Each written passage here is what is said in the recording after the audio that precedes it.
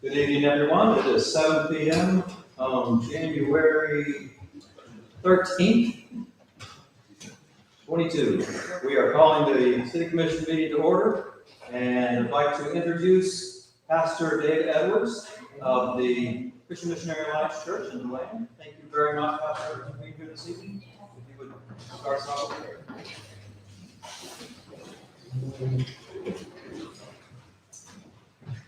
Heavenly Father, thank you so much for this new year that you've given to us.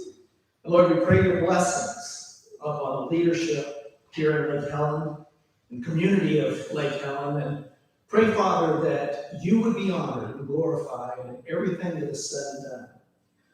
Your Bible tells us to trust in the Lord with all of our hearts. Don't lean to our own understanding, but acknowledge you in your ways, and you'll direct our paths. So, Lord, I pray that blessing upon this community, and pray, Father, for them to prosper and to honor you. For it's in Jesus' name we pray. Amen. Amen. Now let's stand with the pledge of allegiance. I pledge allegiance to the flag of the United States of America and to the republic for which it stands, one nation, under God, indivisible, with liberty and justice for all. Thanks, Pastor. Are there any additions, deletions, or modifications to the agenda?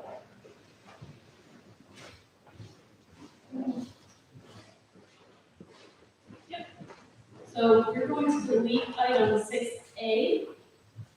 Gentlemen cannot come this month, so we're going to move that to next month. That's the audiovisual presentation. And we're going to add 11C. And that's a request to override the personnel policy with regard to vacation time drop off.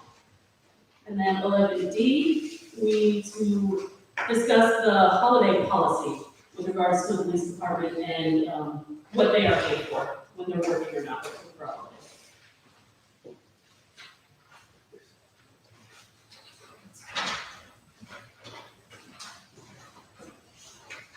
I apologize, when I read through this on my electronic device, it all looked, wait a minute, I just found it.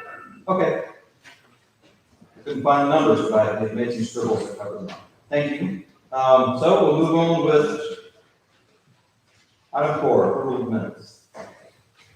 Any concerns about the minutes? For me, motion to approve. Second. Motion by Commissioner Dasso, second by Commissioner Eckert to approve minutes. All in favor? Aye. All opposed? Motion carries. Mayor, you want to do our roll call? I have thought about it. Okay, there's been some discussion whether we should have a roll call on every vote or, No. For the start of the meeting, part of the ceremonial matters. thank you. That will, great minds don't always think alike. Yes, everyone is present and accounted for at the dais with the exception of Vice Mayor Connell, and who is not present this evening, and the city administrator is out as well. Dominique will be taking his place with them and bigger this evening. Thank you. Make a motion that we excuse Commissioner Connell for missing this evening's meeting. He had some business that came up suddenly he's got to take care of. Do I have a second? Second. I have a motion and a second to excuse Commissioner Connell's absence this evening. All in favor? Aye. All opposed? Motion carries. Thank you. Now we have a proclamation in honor of Dr. Martin Luther King.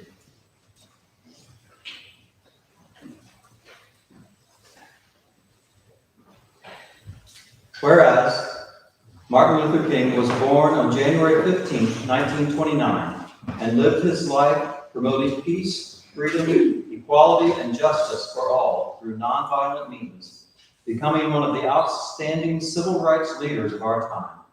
And whereas Dr. Martin Luther King Jr. inspired millions of Americans to participate in nonviolent protests, to support the ideals of equality for all, and inspired citizens to serve their neighbors and communities. He was a motivating force behind a civil rights movement that had as its goal the creation of a society tolerant of all races, cultures, and nationalities. And whereas this holiday is the only federal holiday commemorated as a national day of service and offers an opportunity for Americans to make an ongoing commitment to service throughout the year. And whereas the celebration of Dr. King's birthday is intended as a time for all Americans to reaffirm their commitment to the basic principles that underlie our Constitution, equality and justice for all. And whereas, as we honor and celebrate this man's extraordinary life, we remain committed to promoting equality and freedom through service to our community.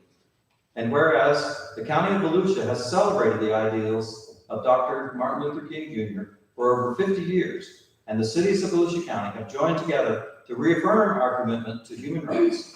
And whereas this anniversary celebration and commemoration is a reminder that improving the quality of life for all members of society is the responsibility for every member of our community.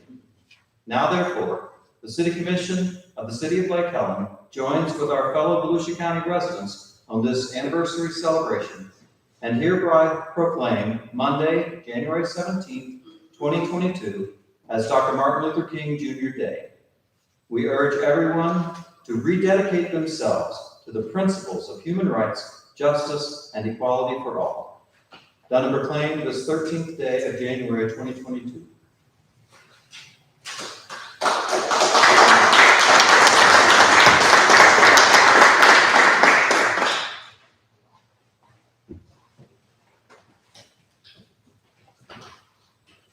Mayor? Mayor? Maybe what? Mayor? No.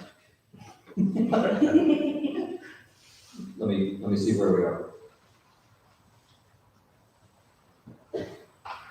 Is it in reference to this item? Yes, sir. Okay, thank you.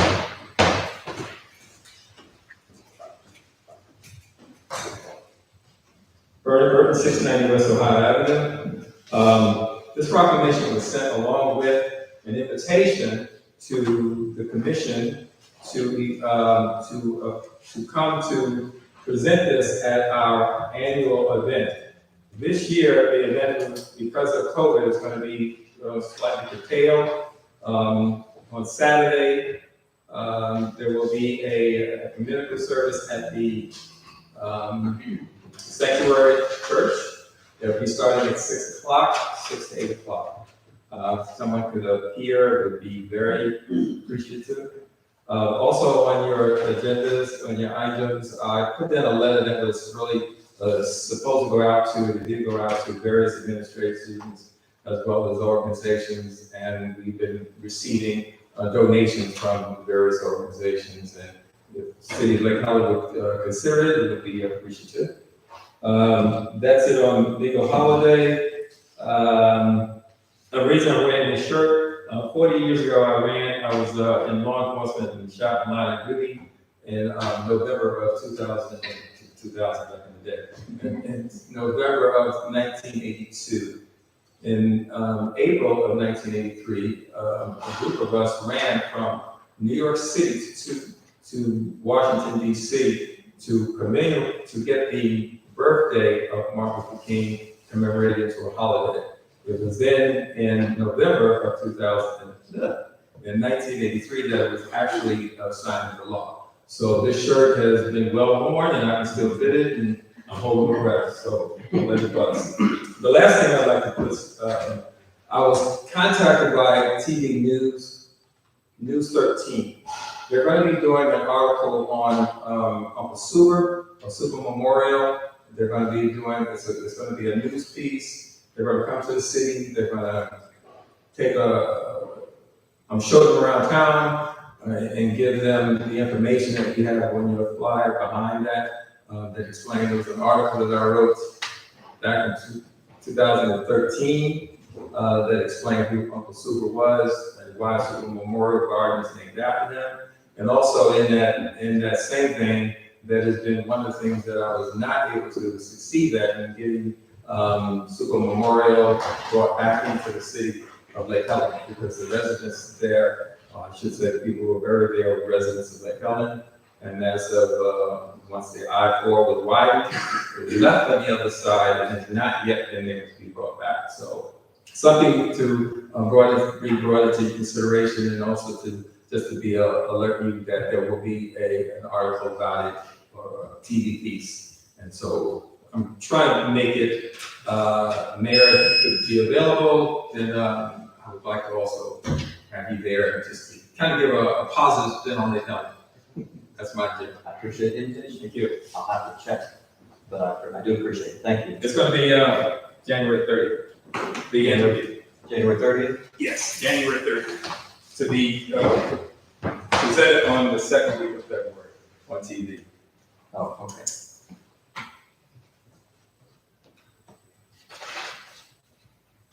And that proclamation is from me. I'll take it. If you have a copy and you can bring one after you sign it, I'll get it tomorrow. The Martin Luther, Yes, sir. it's working its way down. Commissioner Connell's not here to sign, Okay. so there'll be a blank. That'll be We can get it to you, I'm sure. I think we could probably get it signed for you tomorrow. That'd be fine. Thank you. I might could go sit on the porch and get it signed tonight. I'll do that. Okay, item 6A has been deferred. Item 7, the quasi judicial hearing, certificate of appropriateness. We have several items here. Do I have a motion about the ones for the record? Oh, yes, thank you. Has there been any ex parte communication concerning any of these items? I have to ask a question on what ex parte means. Is that communication with the owner, or is that communication with anyone? It would be communication with anyone other than city staff. Okay. My communication on one of the articles. I do as well. Do we flush that out or just say that we have had ex parte communication? Since you're asking about all of them, I would identify which item you had which particular item you had the communication about, and the general substance of the communication. Mine is 691 North Summit. Mine is as well, 691 North Summit. I have had communication with several people about that. Why don't we, I agree. Which letter is that? B, Oh, okay, 7P. thank you. all the rest of them are, the historical board is moved to recommend. Okay, do I have a motion? Make a motion that we accept the quasi-judicial hearings for 529 Jennings, 451 Garden Street, 475 West Main, 375 West Main, and 326 West Delaware. Second. Second. I have a motion and a second. Motion from Commissioner Eckert, second from Commissioner Rutledge to approve 529 Jennings Avenue 451 Garden Street, 475 West Main Street, 375 West Main Street, and 326 West Delaware. Is that approved as recommended by the? Yes, approved as recommended by the Historic Preservation I Board. was just gonna ask for an amendment. Yes. And then, in essence, just so I can clarify for the public, what, this is a quasi-judicial hearing. The commission is accepting the written evidence and recommendation that is in the record as the evidence to support it. And before you take a vote, Mayor, I recommend that you open it up to public, see if anybody wants to talk about any of this. Thank you. I actually was planning on that. Yes, we do have quite a bit of supporting documentation. But I will open it up to the public at this time on any one of these addresses. If anybody has anything they would like to talk about on any of these, The other than what has been. other than the one on 691 North Summit. Did you have one that? Yes, Melissa Munn, 316 North Lakeview. It's just 529 Jennings. So this is Bill's plan when he was in front of us with the Historic Preservation Board. Although I'm standing alone, to my understanding from the Everett, Kristen Drevis, that he was able to talk to and approve going forward with, that's the wrong house. Sorry. Oh, that's on Summit. Thank you very much, young lady. 691 North Summit. That's the one we pulled. That's the one we pulled. We haven't started discussion on that one yet. Sorry, I can't hear. It's okay. No problem. I understand.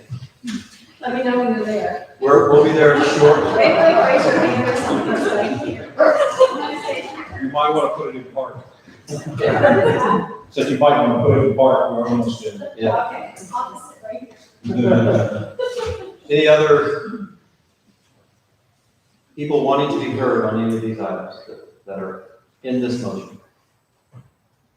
Hearing none, I'll ask the question. All in favor, say aye. Aye. All opposed?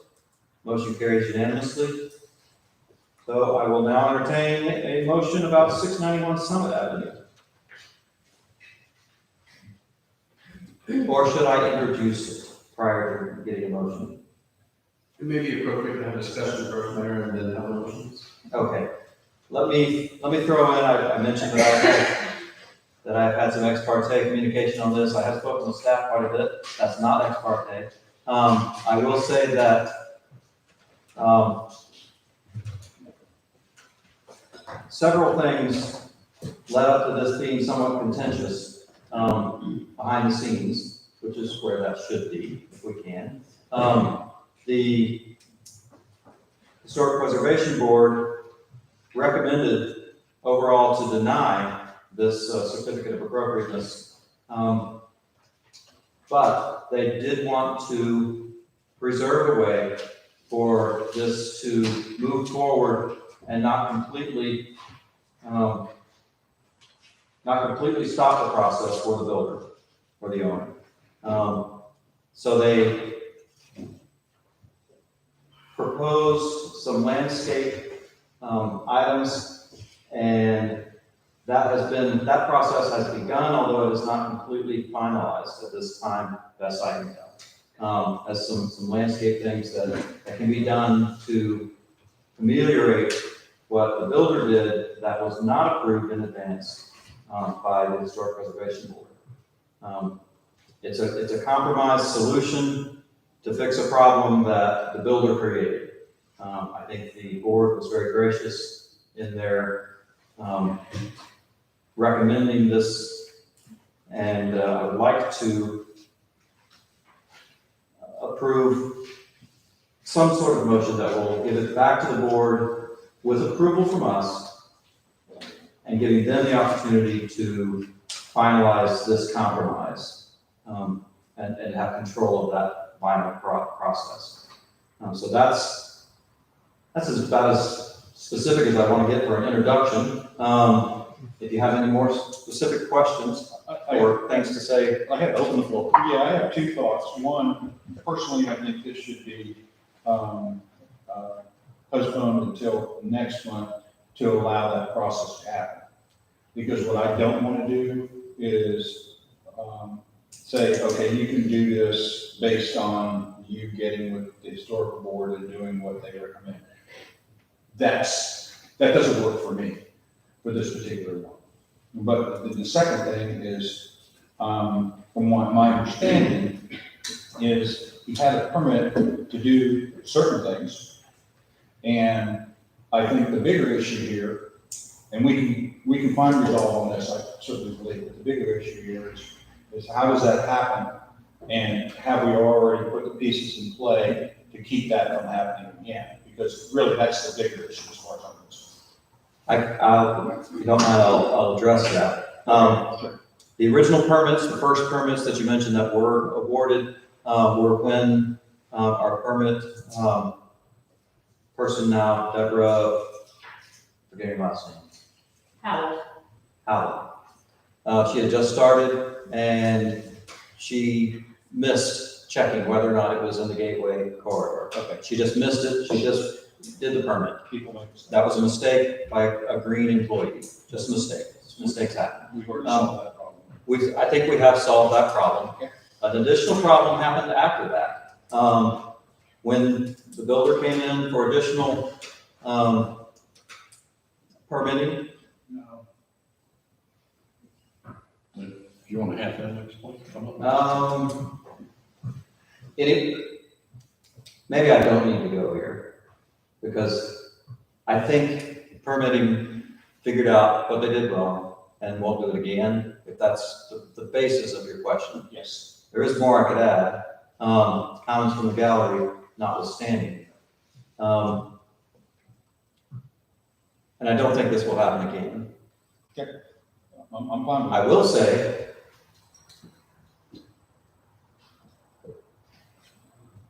while I'm sitting here as mayor, I do not want this to happen again. We have, in 2 out of the 3 meetings I've been chairing, we have had issues with builders doing things and then asking forgiveness after the fact.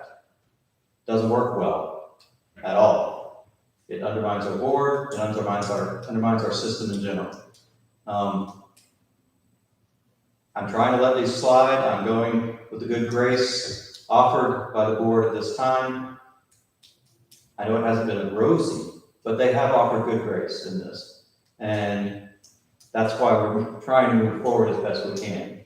But the process is important. The process matters. The process needs to be honored. And I have taken an oath to honor these processes. I don't want to do this on a regular basis. So for whoever the heck's listening, know that. I don't want to be here at all. I don't like it. It won't be tolerated much more. So we have some explanation. Any other questions on this particular property? No, I believe the historical board and, in conjunction with Bobby Morales, and the owner, can get together and find a solution that will, please us as well as we can be pleased. Okay? Part of me initially was on the, hey, look, the city screwed up and we need to go and write somebody a check so they can fix it and do it the right way. That was my initial instinct. And I understand that, and I generally would agree with that. If we make mistakes, we need to fix it. But when I went and looked at it, and I looked at where it was, and the improvement over what was there. Yep. And the spirit of what is trying to be done, I softened my approach, and then I'm more apt to accept the process that you're talking about.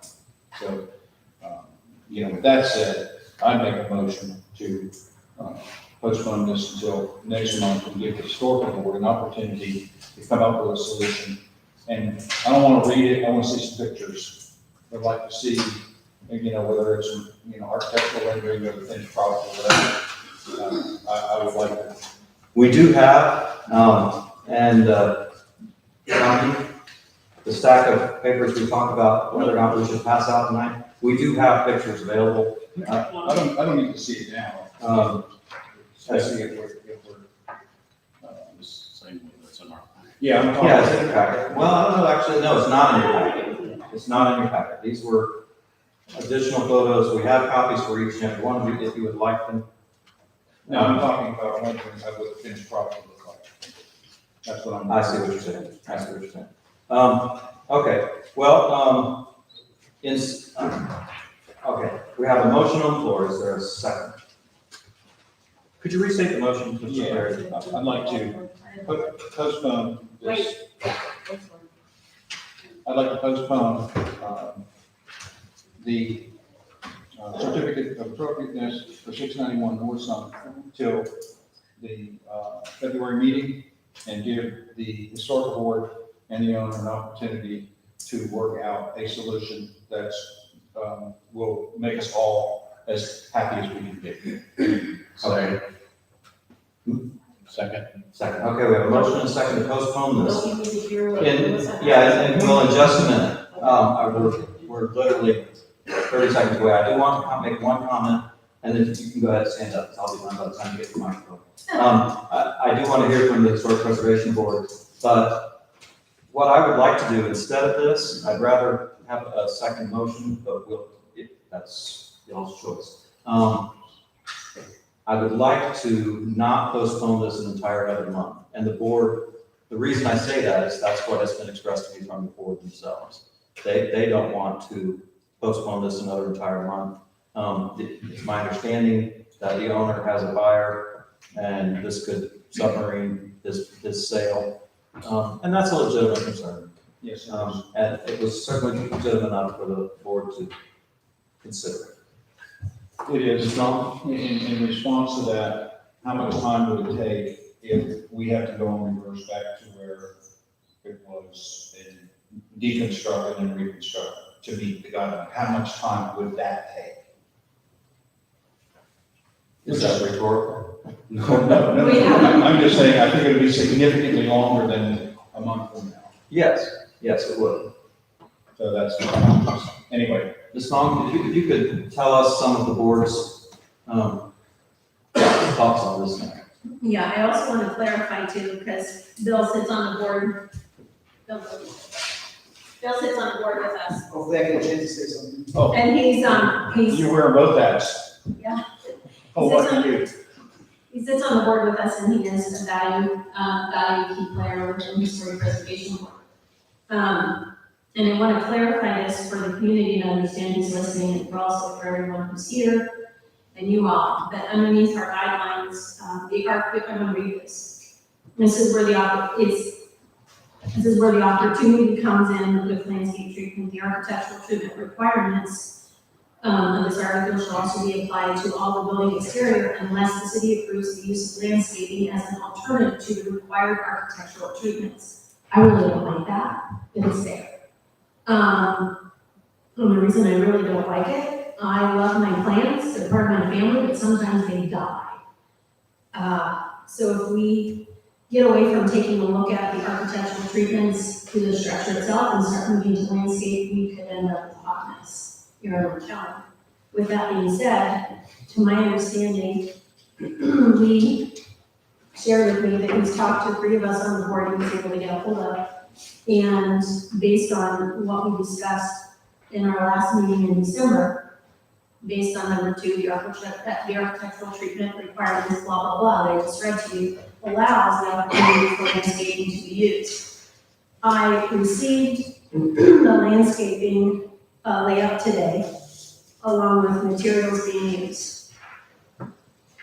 The thing that I would request is that in order to close this quickly, because unfortunately, the situation I don't need to be in is when we have someone sitting in front of us asking for their final and things aren't correct and someone's moving in. But looking at the treatment with the landscape design itself, the whole purpose of the landscape design is to fix what was done to the structure of the property. Some of the material, one of the items that is part of the middle bed in the front, if you're looking at the landscape design itself, is a crepe myrtle. Can anyone tell me what happens in the wintertime when crepe myrtles are here? Yeah, they lose their leaves. So there's other alternatives taking a look at this, and maybe it's an opportunity for someone who works within the city to say, well, let's rework this landscape design, pick something else instead of a crepe myrtle. Take a look at more of a buffer zone. On the corner, it would be the northwest corner of the property, and put some evergreen trees and shrubs there. Carolina blue cypress is one, and we're looking to my front yard, and I'll show you what looks like. Adding 2 others, so that'll create more of a buffer zone. The landscape design itself just needs to have some height, texture, characteristics of the plant, so it takes away the house, the siding of the house. We don't have an issue with siding. Has to be the right siding, it's appropriate for the time period of the house. This house, we struggle with the siding. But if you could take a look at having someone within the city, work with Bill, to switch out some things and really think about what's being planted and what's going to create that evergreen on the ground, instead of something it's causing more visible attraction to the house, would be greatly appreciated. Any questions?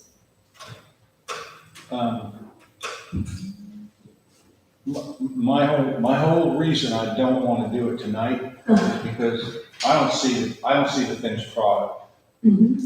Okay, and because we've already gone down the wrong road, I really would like to see the finished product, at very least, computer generated or something. So, so I can say, okay, I'll approve it with these, blah, blah, blah. And then when it's not, where are our teeth? If when it's done after, and we go and look at it, and nothing like what the drawing is, where are our teeth? It's a great question. Well, And so that's my biggest issue. It's a great question, Rick, and it's one of those things that, people do the right thing, and they follow through with what's been approved. Unfortunately, we've seen a lot of that happen in the opposite direction when we have people coming for COs at the Historic Preservation Board. So it's an ongoing battle in trying to figure out how do you get ahead of that, and how do you stop it before it gets to a certain point. I don't have the answer, but I hear what you're saying. my answer to that is that we could have a motion that gave the Historic Preservation Board, we delegate to them the authority to approve or not approve what the plan is. It moves up for the owner, their final approval by 2 weeks, basically. If we put it all the way off until our next meeting, it costs the owner 2 weeks. Okay, well, so let's talk about timeline. Scope and schedule, if you will. How long does it take for you to come up with a design? How long does it take to do the work to where it could be looked at and say, yep, that will work, I'm good with it? How long does that take? With design, it's going to take a long time. And then you can start doing the nursery, you've got to get your Here's the plan. stuff. The plan is partially there. I'm sorry? The plan is, the start of the plan is being submitted to you all tonight for that is already, it's ready. Okay. I'm not sure if you guys got Can those. you pass those out? Go ahead and pass them out. It's going to go on for a while, and I'll give you opportunity. This was submitted, the owner met with Bobby Morales, and they started this process. It also, Debbie in our permitting office, I think, very quickly created this plan. And there have been some questions as to particular items within it that the board may not be, some individual board members may not be happy about. But that's why I don't think we can fix it tonight. I know we can't fix it tonight completely. Well, I don't think we can. We could come down with an order and say something. We could do that. But I don't think we will. We want to honor the board's input on this and their effort to compromise, or at least I do. So the process has moved forward. the large drawing you have before you shows the beds that they want to put in front of the building. Does it see the size of the? Yes, if you look, at the bottom, each says a 30-gallon multi-trunk crepe myrtle, which is, what this mom was saying, she'd rather have another item, which is more, maybe like a holly or something that you don't see through year-round, that you can't see through year-round. But those are minimal detail changes, but significant. But yes, every item is listed and quantified, both in size and seems like a pretty good plan. Well, Yeah. Myrtle's your see-through capabilities based on how it's trimmed. And In the she's right, in the wintertime, wintertime, they in lose the it. wintertime, it completely drops its leaves. Well, yeah, I know that, I got a Myrtle in the front of my house. Yeah, yeah. So she was wanting, So that's more of an ornamental tree. So Right. that ornamental tree. And it's something you cannot control once this house is purchased. If somebody wants to do what I like to call a creek murder. And Oh, yeah. and fluff out the trees, you know, and cut them back every year so they blossom out, so they are less apt to be able to see through them, fine.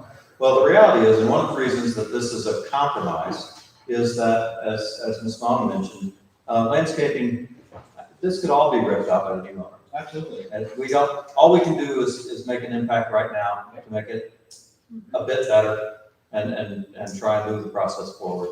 I don't want the message going out there to say, if you sit on one of our boards, you're going to get preferential treatment. That is. And that's why I called out, because that's not anyone that would have access, if anyone stood in front of you all, or us, or any other board, and they're working from an architectural standpoint, my understanding, based on what's in our book, and on what I read, can I see your glasses, please?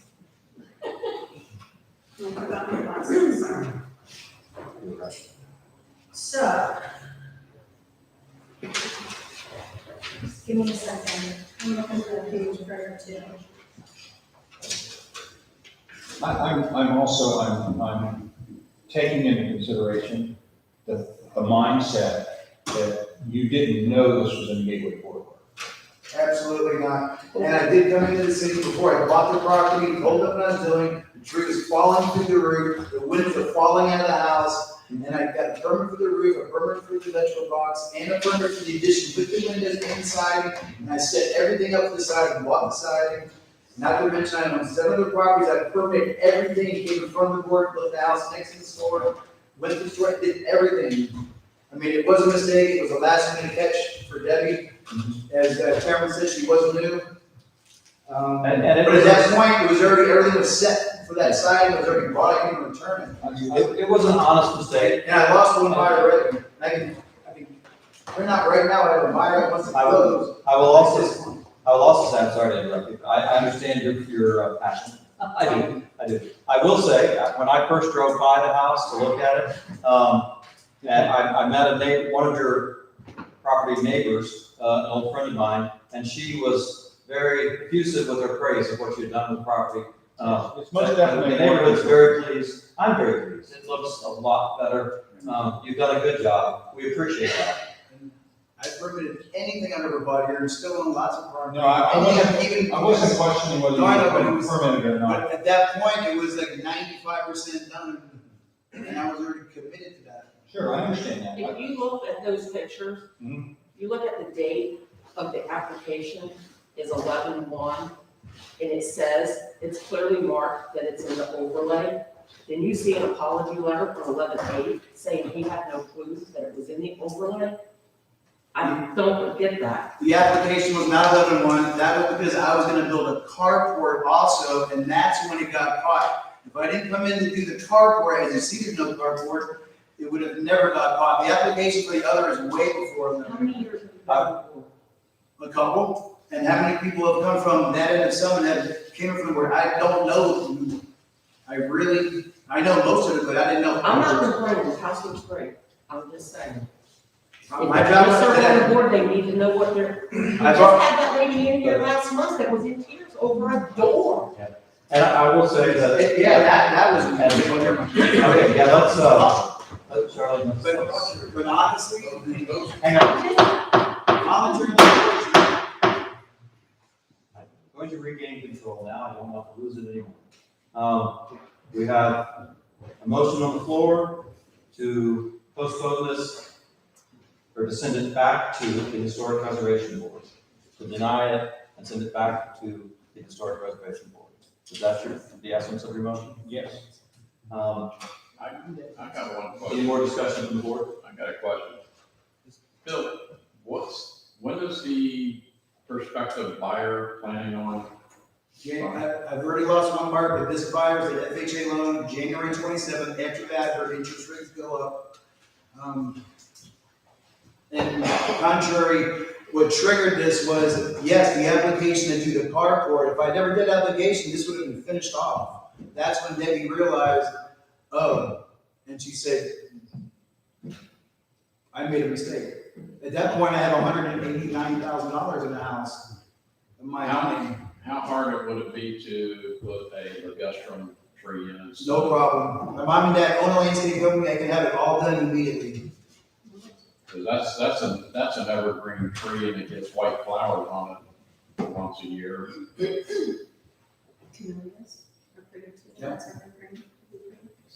I just I wanna make sure that everyone understands that it was denied for a reason, but there's a clause within that allows him to do the landscaping in lieu of. So it's not that anyone in front of us have that option. Yeah, and I will say that I don't want to be in a position of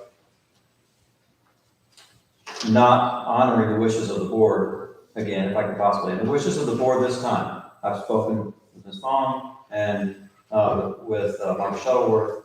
Their position is they do want to move forward in this. They would like for us to approve it. I spoke to Mark as well. I'm less concerned about, I'm concerned for your needs, I am, and I completely understand where you're at. I'm also concerned about the optics of this, okay? To me, they look terrible. They just do. And, how do I explain to someone who's just asking questions about this particular situation? How did this happen? I said, well, multiple people made mistakes. I personally believe you should have known than me. I think you should. Not that you did. I'm not saying you did. I think that you should. The second thing is staff should have known and checked the box. So there's not, typically speaking, one mistake does not make the house fall down. It takes multiple. So there's culpability in several different reasons. So my heart wants to help you and continue to move in a landscaping sort of arena to support the fix. And I think the historical board wants to do the same thing as well. That's where my heart wants to. But my head says, I need to be concerned about the optics of this and, make sure that, and that was my very first question was, we figure out what happened, how it happened, it's not going to happen anymore. That to me is paramount. And this particular issue, we'll work through this. We'll get this fixed. Hopefully we can do it in a timely fashion, but that's my biggest concern. And I would say in response to that, before I bought the house, I came there and asked. Because I've done this, I built the house next to the handyman. I've done lots of historical. I asked. Did I look at the map? No. We've never, the 2.5 years I've been on the board, no one has ever come in off Summit, and you can check that far down. I didn't even think it was anything that needed to go in front of the historical board. Gotcha. And then I bought the house, and then I brought the plans in. And I did apologize, and you can check the minutes on the historical board. I sat right here and apologized multiple times. I mean, I'm not trying to roast you, I'm really not. honestly, Yep. if I had this buyer with a single day, Ms. Faith, did you want to? Yeah, I just wanted to put a couple things in perspective, just especially for you, to appease you. I watched the board make decisions about homes that were not historic in nature, built in the 60s, that they were in bad shape and somebody would buy it and approve it. And it wasn't held to, let's make it look like it was historic. So, and that's fine, that was the board's decision and that was the commission's decision.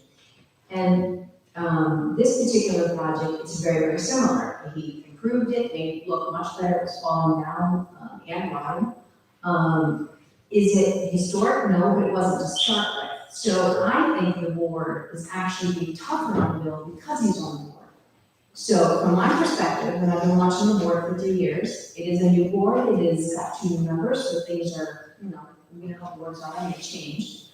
But I believe that from a historical point of view, they're actually being tougher on him. Do they have a right to? Yep, there were mistakes made, and we've talked about this before, so before I take my exit with the city, I want to at least mention it again, especially when we have 2 new commissioners. We had talked about some kind of software to help with the permitting process. If we had a list of every property and it had the zoning in it, this would have not been caught, this would not have happened. There's no, you have to look at that little map right there and figure out what property is on. That's very hard to do. I had to sit there, I'm like, we've sat together, but the maps don't match, they're not overlaid, it's in historic. So it's not an easy task for staff. If, just like a water billing, if we had a list and they knew exactly, 1162s in the gateway, blank, that would make their job flawless. It obviously the was flawless. Just a thought. Has he been part of the conversation on something in this nature? He has, we talked about it, I know several months ago, but just things have kept coming up, but it might be a good opportunity to kind of put it in the front again. Yeah. See, to me, that's a fix. If you have a form and you're filling out the application and you put the date in and it automatically defaults to gateway, okay, you can't miss that. Can't miss that. And I'd like to see us moving that direction. Well, we have, 2 members of the board that have spoken for our approving, even though they denied. Their original motion of the board was to deny with the understanding that this compromise is going to be sought. I withdraw my second. I'll withdraw my motion. I'll entertain another motion on this topic. I make a motion when we accept the 691 North Summit landscape that was plan that was presented before us with the change of the primary bush being an evergreen style similar to Ligustrum or something like that. I think you can clean it up by just saying, put it in the hands of the historical board. But Let them, because I believe they are interested in satisfying the city at the same time as satisfying the owner. And I think that they have our best interest at hand. what he said. So we have a motion by Commissioner Eckert to send this back with approval, back to the Historic Preservation Board to finalize a plan with the owner for a landscaping compromise. That makes sense? Makes sense to me when I said it. Do I have a second? Second. No, I can't. You can't second. I was copying him, but I figured it would be his motion.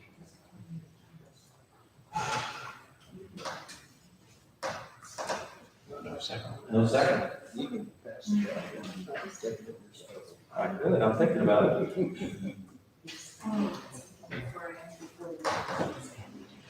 Commissioner Roberts, well, she's thinking it over. She's giving her a minute to do that. Their next meeting's the 24th. 25th. Tuesday. Okay. That's what I saw. I agree on it. You're right. Yes. 25th. Okay. Mr. Morales, did you want to add something to this? Kind of short. Yes, thank you for allowing me, thanks for inviting me. This is my first time at the commission meeting. Well, I would like to comment on Board Member Vaughn's thoughts about the landscaping being used in lieu of proper architecture. It's just a comment, it should be something that should be relooked at. I agree with her very much on that. Using landscape to solve architectural problems is like putting lipstick on a pig. I understand. It's never gonna work, it never works. It's just, it covers mistakes. So I just wanted to go on record that it should be something that should be considered by the city, relooking at that provision.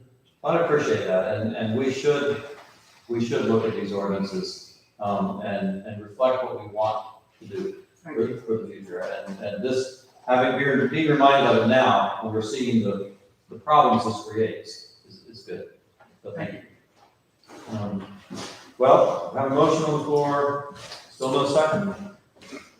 We need to take some action. We don't have really an option to do nothing. We need to decide what we want to do. So is there another motion? Oh, there's a second? So the motion has been seconded by Commissioner Rutledge. Any further discussion? Just to clarify, the motion was to send it back to the historical board for their authorization to approve it. Correct. We approve with the understanding that they will have to approve this compromise before the certificate of acceptance is issued. Let's do a roll call on this one. Zone 1? Yes. Zone 2? Yes. Zone 3? No. And I vote yes. Motion carries. Thank you. Thank you for your time.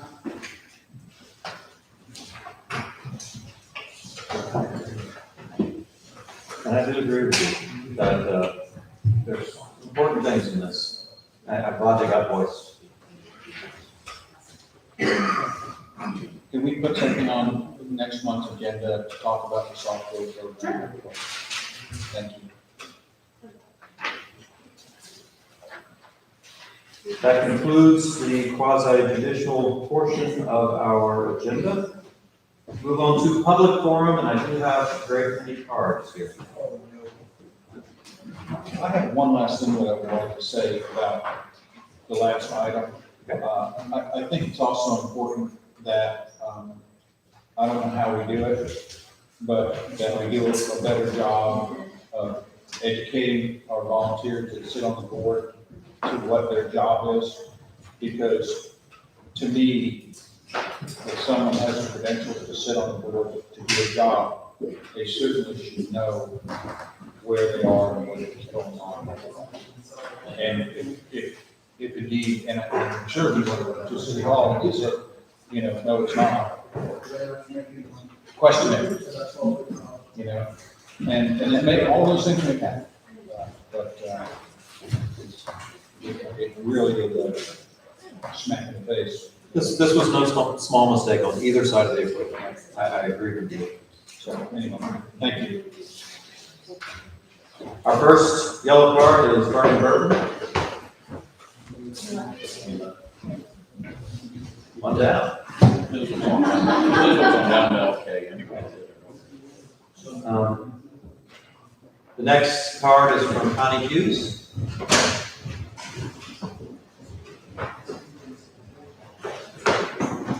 If you could give your name and address for the record.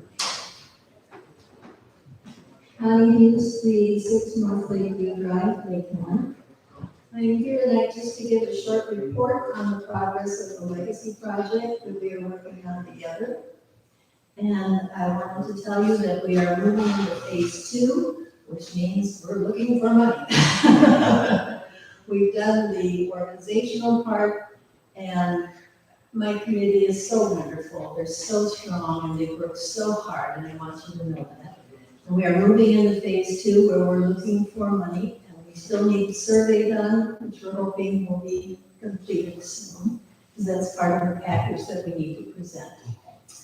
I'd also like to announce, on a lighter note, our gala, which is February 24th, and I'd like to thank the commissioners for their support with our gala.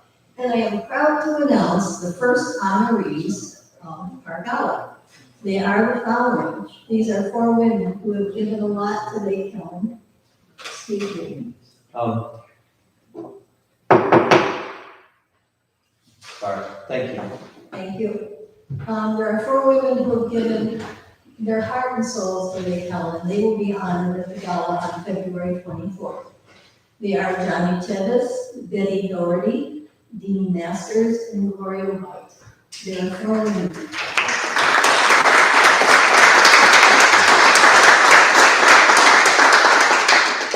They have given a tremendous amount to the city, and we are happy to honor them on the evening. I'd also like to reiterate that we are a committee of volunteers, and this is an ongoing project. The Legacy Project will keep going. It's not a one and done. It's something that will continue to make Helen a better place to live, where we all work together to be sure that we make it a better place. And thank you for your help. Thank you very much. Thank you very much, Ms. Hughes. And I look forward to the guy. I do as well. Tickets are available. Charlene Bishop. Please state your name, address, for the record. Ronald Bishop, Buford Avenue. I have two things real quick, I'm gonna go really quick. In light of the recent news the last couple of weeks where there have been two mothers kill their children and themselves this week, as you may or may not know, May is designated Mental Health Month. This is a rapidly growing issue and is very important to many in our community. I would like to request that the City Commission please consider flying a flag at City Hall to help bring awareness and show support to those individuals in and around our community that may suffer in silence. The flag will only fly during the month of May, and I will personally purchase the flag so it will have no cost to our taxpayers. And please let me know if this is something that we can possibly do, so I have time to place the order and get it delivered in time. I'd be honored to support that. It's a mental health plan? It's mental health awareness. They also do a suicide. I was kind of torn which one to do, so. Anyways, it's been a pretty tragic week for that type of stuff, so. The next thing I would like to first apologize to the commissioners for pitching a fit about them not hiring a private investigator before when I was here saying something needed to be investigated. Because you were absolutely right in stating that there was nothing, what would they look at? Where would we go? And you're right, because in this packet right here, I have 7 letters from records requests, and we don't have those records here at City Hall. So how are you gonna look at something? It's almost like the last 2 years, and I only went back 18 to 24 months. It's like it never happened. So, kind of like, how does that happen? How does City Hall not have public records? I mean, were they deleted? Were they never there? I don't know. The city also does not have a tangible, what is it? An inventory for tangible property, tangible property. So, there is lacking in a lot of ways. So, just the fact that all of these records are missing, kind of like, I don't know if that's something that could need to be looked at. I don't know. But it's not, it doesn't look good. That's all I will say. So, you might want to think about that. Then I'm done. Thank you. Thank you. Rachel?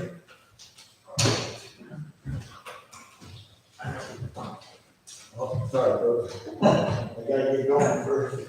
I should have given you a. Hey, that was me a couple months ago. Given you some- I won't go.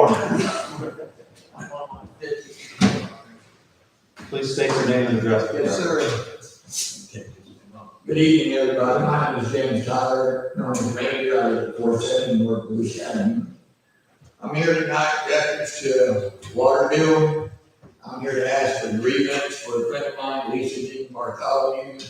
I helped move her here and acquire a home in the village, and she's been living in the gym now for 4 years. And her water bill fluctuates between $36 to $40, $45 a month. She came to my house a couple days ago. She fit to be tied, and same time she broke down and started crying.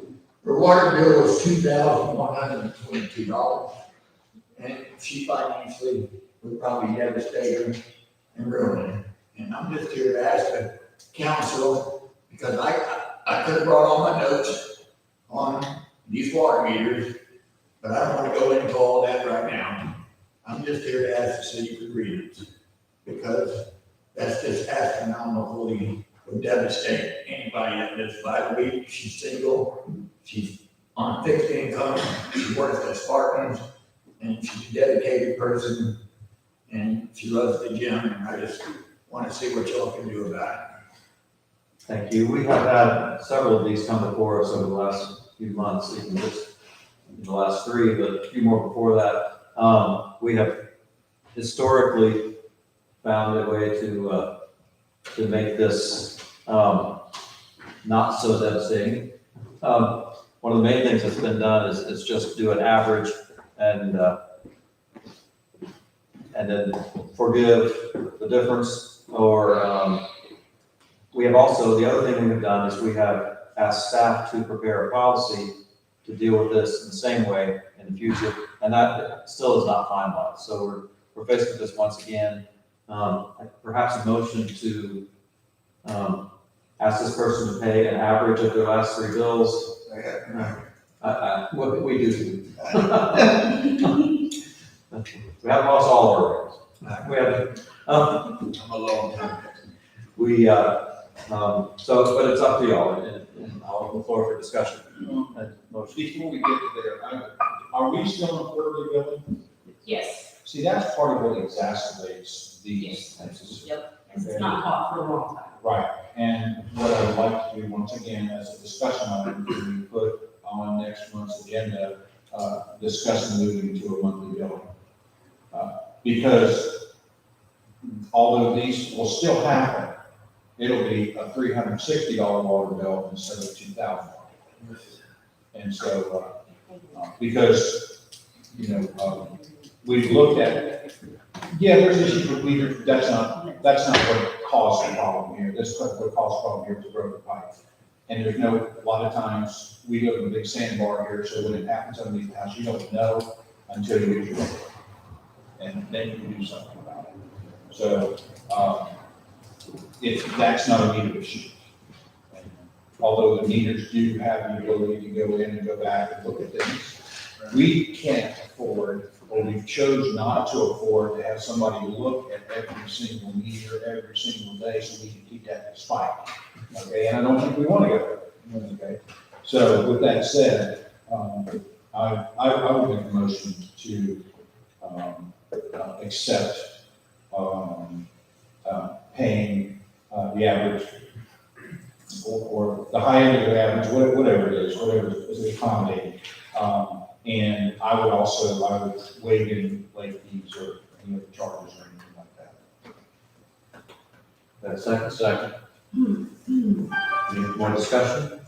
I just wanted to ask, I thought the last time we did that, we did the average plus 10%, which, I mean. There were some discussions as to how to. Can you go back? That was discussed, but it just became the average. Okay. Okay, and part of that discussion item will be this, because I don't know that we can create a process and procedure for staff to just take care of this. Yeah, we've been struggling. Yeah, and I almost feel like, okay, we deal with this, but this doesn't take long, and it should be one-off. And if people really do have a problem, and really do have a hardship, and they can take the time to come in here, then we'll take care of it. And so. My concern, I understand, my concern with that is that we really need to have a standardized way of dealing with this so that we don't show preferential treatment to somebody who tries, especially good or something like that. If we have something standardized policy, and yes, staff has had difficulty coming up with a good standardized policy, but I think it needs to happen. I do too, but I'm just saying, I still think it needs to be done in here. It can be presented much as a certificate of approval. Yes. This is what staff has done. Yeah. This is the formula that we're gonna use. We could look at that. To bring it in here, because, you know, that requires a commitment, but if it's a real hardship, then that commitment is minimalized. I understand. Hey, this happened to me over on one of my houses, It's happened to me. and there was a placard out in it. The renter moved out, I didn't have anybody in there for 2 months. Well, what they were doing was turning the stop off rather than replace it. So when the inspector went in to inspect, he turned it on, left it on. And I got a $365 water bill for a house that there's nobody living in. So what did I do? I paid the damn bill. Because I can't, because I could have done something about it. But not everybody is fortunate enough to be in the situation I'm in. So I just paid a piper, but for people that have this hardship, we need to be compassionate, we need to take care of those things. So I commend you for that. So I have a motion and a second to, Average. average the bill, the last 3 months' bill, and Wait, please. waive any fees. All in favor? Aye. All opposed? Motion carries. Thank you for bringing it to our. Thank you, Rachel. My hat off to y'all, and any other things, well, I got all y'all here real quick, just real fast. Thank you so much for doing all the hard work of acquiring the properties and stuff that will be discussed in the future, and I commend you all for it. Let's just keep driving forward with the parks and recs. Thank you very much, you all greatly appreciate it. Lisa, I'm sure she greatly appreciates it. You're welcome. You're welcome. Can I ask a real quick question? That's it, Alfred. Yeah.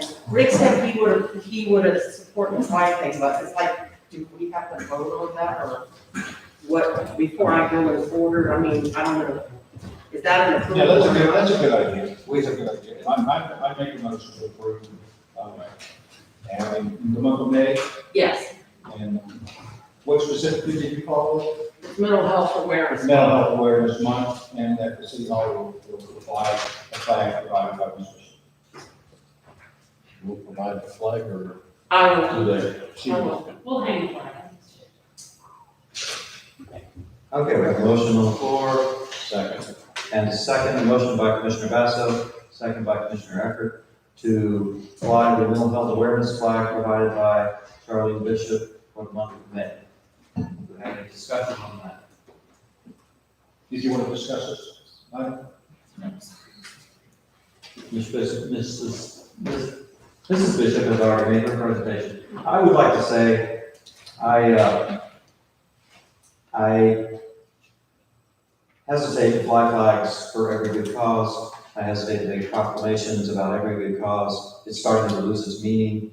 I very much appreciate the meaning in this flag, very much.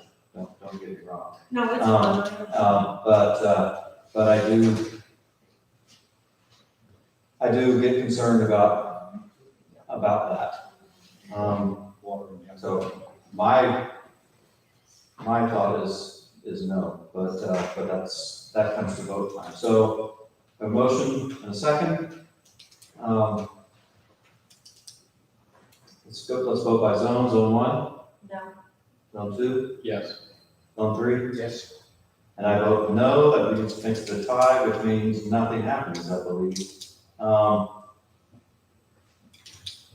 Do we want to bring this back next month, just by consensus? You want to vote on this again next month, full board? Yeah. So we don't have a tie? And that way, maybe a picture of the flag, maybe,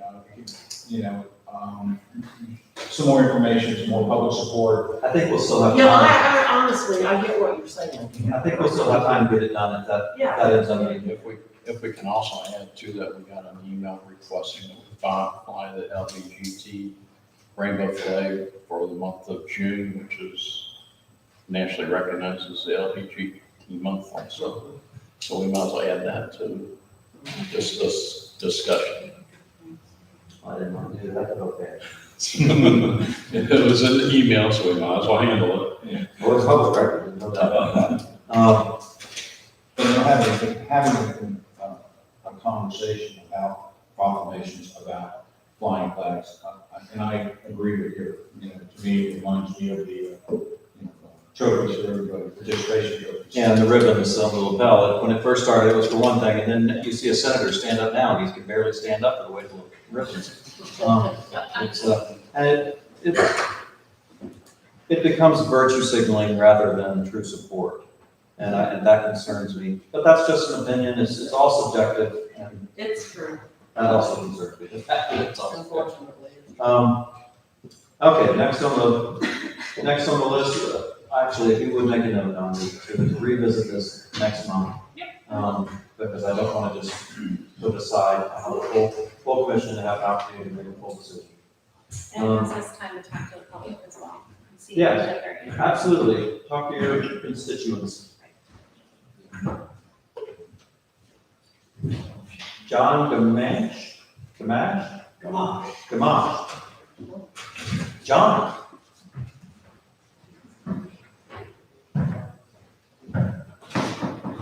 Please state your name and address for the record. My name is John Gamache, and my address is 351 Baker Avenue, in Wisconsin, Illinois. And what my 3 minutes here was not what.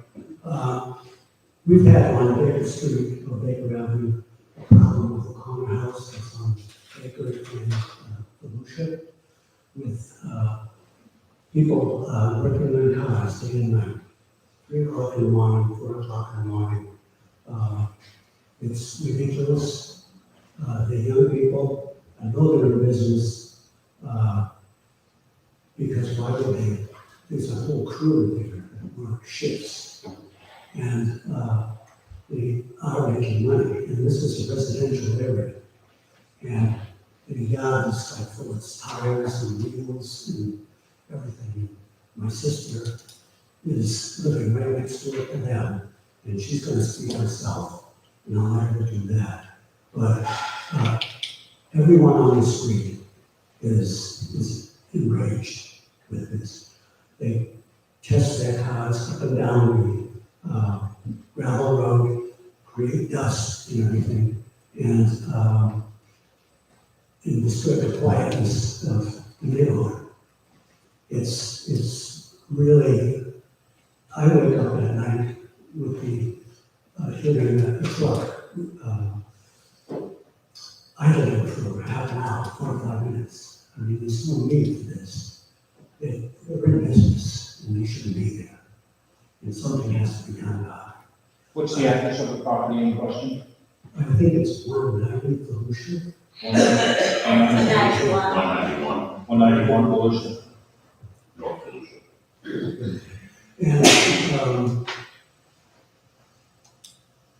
this person across the, everyone should be here in the neighborhood, but to reinforce this, but everyone is upset and mad, and my sister's moving out because of this.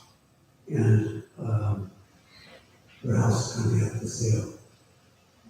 The people across the street have a 1-year-old baby, and talking to them, the dust and everything, that's motorcycles, the traffic here is getting more and more because people are driving their cars and they have to fix at this place.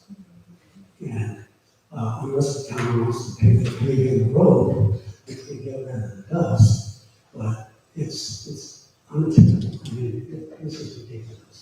And everybody says so. And I'm waiting for the next neighbor to move out for the same reason. Thank you, Mr. Josh, I appreciate that. We do have one more speaker on this. If I can address Jim's issue a little bit.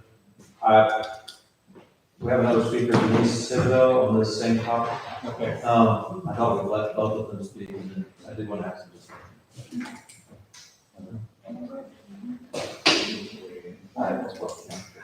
I'm sorry.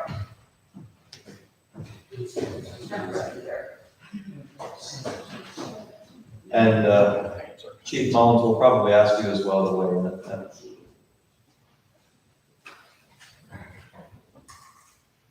Ms. Thibodeau, if you could state your name and address for the record.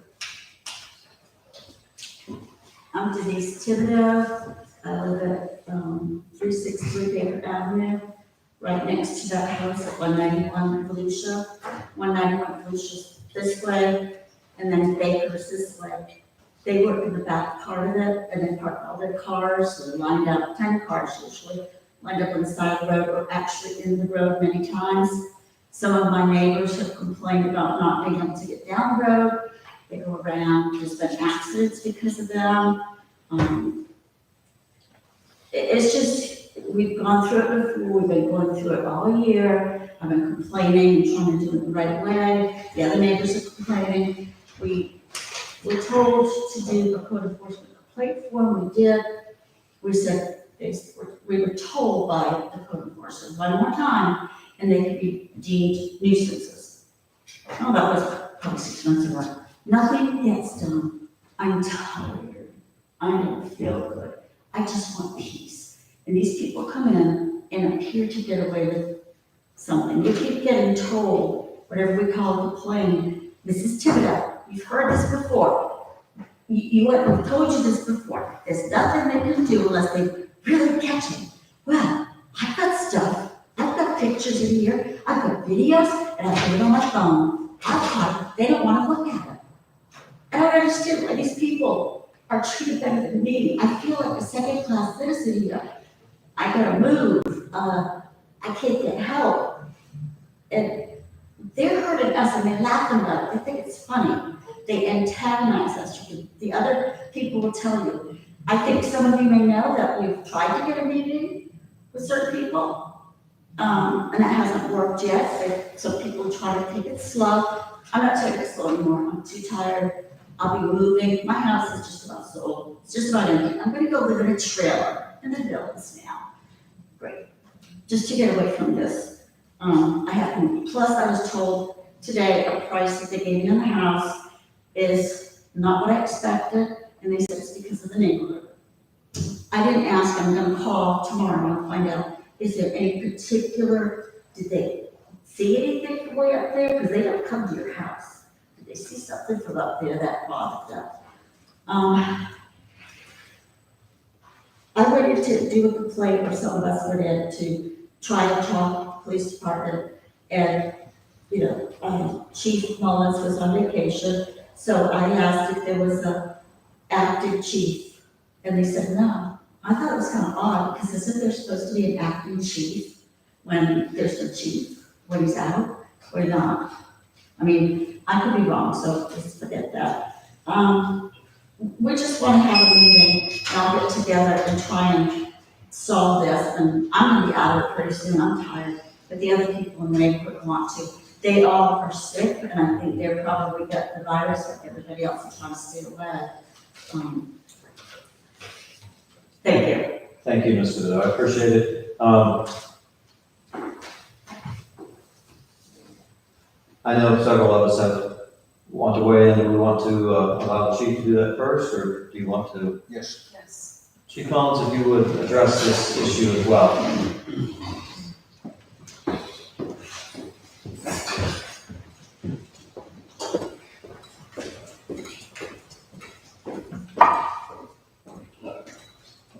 Chief Collins, Police Department. Ms. Thibodeau, I feel for you, I understand what's going on, but to give you a heads up on what's going on this is a code violation. They are what you would consider nuisance codes, noise violations, there's, loud music, banging on tools. Our ordinance is pretty cut and dry, when it comes to a noise ordinance as far as music. We have to be notified that there's music being loud. If I drive by a house, if an officer drives by a house at 3 a.m, hears loud music, he can't stop and say, turn off your music. We have to have a complaint to tell them to turn off their music. If somebody calls, there's loud music coming, the officer will go to the house, even though it's not, even though they were even anonymous. If we had to take enforcement action on it, the complaints couldn't be anonymous. And I'm not saying anything negative to you, but there are numerous calls that come in. They come in on our duty phone, which we continuously ask, please do not call a cell phone to make a police report. That phone is for officers to use while they're working, so they don't have to use their personal phones to make business calls or what have you. Calls need to be generated through our dispatch. Volusia County does our dispatching. We give them the non-emergency number. 911 doesn't count for code enforcement. Nobody would call 911. Secondly, As far as them running a business, we have been watching that house for months. Every officer has been watching that house for months. We get accused of not doing anything, but on the flip side, what they don't hear is the residents of that house are constantly coming to us. You're harassing us. Why are you constantly watching us? Why are the police constantly driving by? There's nothing wrong with what the police are doing. It is what it is. But we have no evidence that they are running a business out of that house. Well, I believe I do, and I asked for the. Even believe, it depends. I don't really want to discuss this here because it's not fair to you. That's why I like the meeting. And it's all correct, and it's also not fair to the alleged violator. I know we had talked to you, Mayor, earlier, a couple of days ago about setting up a meeting, which we are going to do shortly, sometime next week. Yes. Yes, absolutely. Thank you. So a meeting will be set up, but it's not the police officer is ignoring the situation. We have a stack of complaints, but when we get a call that there's loud music, the officer goes out there. A lot of times, the officer is 2 blocks down the road, we got the call. They go there, they don't hear any loud music. There's no cars running, the place is dark. We can't do anything. We have to be able to witness, we have to be able to see the violation. If a car leaves and goes down the road, there's a loud car coming, the car is already gone, we haven't seen the car. These aren't crimes, these are code enforcement violations. We could violate them, and let's say we have a reason to violate them, then it has to go in front of the magistrate. That can take several weeks. We've been out of the magistrate for several months, we just got a new magistrate recently. So our next magistrate hearing will most likely be sometime in the beginning of February, if we can get a violation. But they have constitutional rights, they have the right to contest their case, we just can't go out there and, fine them. If we couldn't, Have they gotten any code violations? there have been several code violations, actually one will be going to the magistrate, that's for the unregistered vehicles. Yes, okay, because that's been staying there. Correct, but I understand the problem, yes, we have the unregistered vehicles, but the major problem is we can't sleep. So we get, the violations, the dust on the road, I can't tell a car they can't drive up and down the road. If that car is going up and down the road, driving recklessly, speeding, committing a traffic violation, but it's a public road. How about a motorcycle or a car that doesn't have a tab? That we would have to catch them, yeah, that's a different story. But we also can't sit in front of a house, 24 hours a day, Yeah, but waiting for a car. violation to occur. And you check it, or on. If the car is on the road, no, just because it's on the road, we would have to see the violation. We cannot issue a traffic citation, we cannot issue a traffic investigation unless we actually witness the violation. That would be your neighbor if you call and say, he just ran the stop sign, she runs it every day, and we would write you the ticket every single day, it's not. I was there the other day, because they did that, but I won't take up your time anymore, because we need to do this in a private way. Thank If you you. don't mind, please. My only other thing to say, Chief, we don't need to happen. We don't need citizens taking things into their own hands to solve. Exactly, absolutely, So this needs resolved. absolutely. Thank you, exactly, somebody's hit that word. Is this a rental property or is it? No, it is not. Okay. No, I believe it was a, inherited property, if I'm not mistaken. Okay. Mr. Rutledge or Eckert, did you want to weigh in? I've witnessed, a lot of vehicles there myself, and, some vehicles moving really rapidly down that street. Sure. That's all I'll add to the discussion. Mine is some of us our hands are tied on some of the issues that were presented on this. For it to be a business, they gotta have a license and they gotta register with the city and county, state, everybody else. Or if there's an illegal business, they gotta witness money exchanging hands on work being done. And it's hard to prove that. The other part, if you want to get some of the changes, contact your legislators and complain about what you believe is businesses in your neighborhood, because they passed legislation that allows people to open up businesses in residential neighborhoods. The League of Cities is currently working on a measure to try to lessen the effects of the state's issue to give cities more authority to regulate it, so that we can protect our neighborhoods better than what the state is allowing us to do. So if you can, write to your legislators and complain about it to them. Is there still, I don't know if it was ever a code, but we grew up with it between from 10 at night and 7 early in the morning, it was costing more at mowing and working. Is that still, is that a code, or is that just something my mother told me to be quiet? That's something everybody's supposed to learn in elementary school. Yeah, I mean, I think that's just. There's limits on what we can, I mean, like you said, sound, lights, or excessive lights. The time that they work on the vehicles can be regulated, but they've gotta be a registered business. If they're just there as a club working on their vehicles, that's hard to regulate. I don't think they're a registered business. I mean, I don't know how to tell, I think that's investigated. They're not, there's no business registered for that. We've already. They're doing business. What's that? They're doing business. And one of those things I have to be able to prove, just because we believe, just because we think we're doing it, that's not gonna cut it. I will say, To do business, a sales tax permit, a license to do business. They do not have one. that there are no licenses or any applications or anything in this government for any type of business of that property. So they're out of compliance, I mean, they're just. Perhaps, but we have to have proof to that. I will say that, I am planning on having a meeting with the chief and some of these residents that are concerned about this.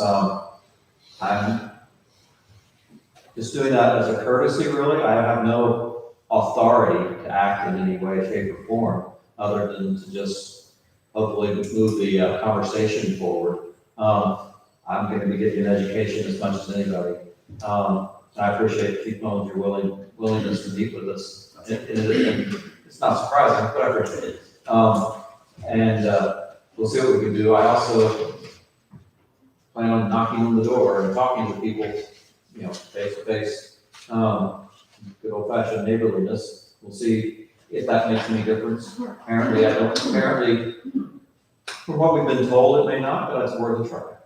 So that's all we can do at this point in time. Thank you, Officer, or Chief Mullins. Next yellow card is Nancy Weir. I'm sorry. Next one is Alan Cook.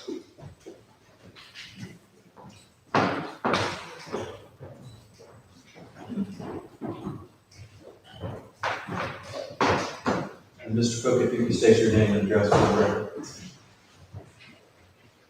Alan Cook, 792 Oak Tree Lane. Still paying mortgage on there. But anyhow, why I'm up here is, it has to do with Virginia Drive over here. We have plans of reconstructing and so forth like that, and trying to fix things over there. 6 weeks ago, I got a phone call from 3 of the residents on Virginia Drive complaining about how the contractor was doing the job and what he was doing and da-da-da-da-da. So, as a person who's been in the business for quite a few years, I took the property to go over there and see him and go over it. And I'll put it this way, I don't want to get into it too much, except that if I was to try to do a job like that, I probably wouldn't be in business today. Let's just put it that way. And come to find out, they had put soil from a pit out here, and it was like 80% clay and everything, and they ended up putting it in the water, and it got so that you couldn't hardly walk down there. So what I did is I called the mayor, I called Mr. Everett, and we got hold of the engineer, our engineer, and we had a meeting over there, right? Within, matter of fact, I called him within an hour, we were over there. And we all kind of made a decision that the soil was not suitable for that job. Because I read all the specs, found out what we needed, should be compacted every foot, they never compacted it, just put it in there, put a roller on top of it and everything else. So, at that point, we decided that we should check with an engineer and find out what we're gonna do about this soil that wasn't suitable for the job. So, I got a hold of an engineer in DeLand, I won't mention the name, but he came right over here and we looked at it and everything else, and he said, no, you're right, Cookie. I mean, it was so bad prairie, and they couldn't hardly walk on the stuff. It was just walking really bad.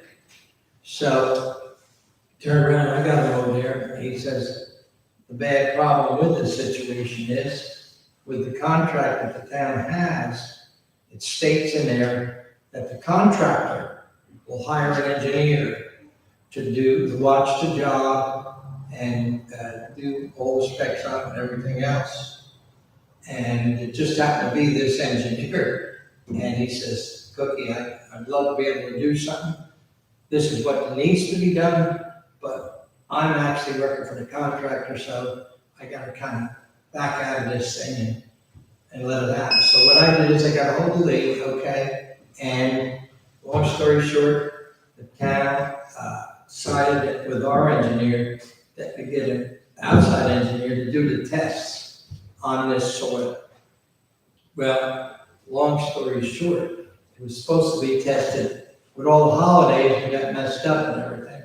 But it was supposed to be tested last Wednesday, and I called today and checked it, and it hadn't even been done yet.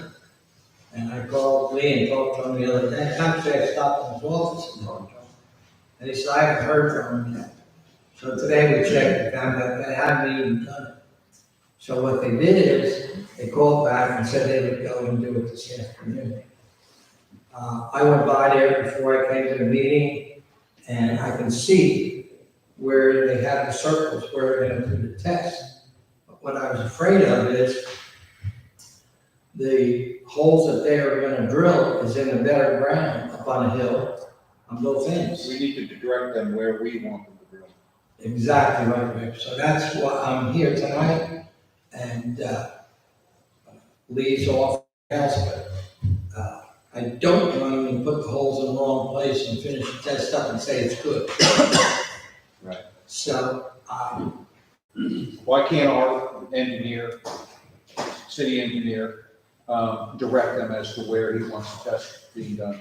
well, I thought it was gonna happen that way. We have hired our own to defend the city, not defend the city, but to protect the city. We have hired our own independent engineering firm to test in 5 places, I believe it was. Yes. And we're awaiting that.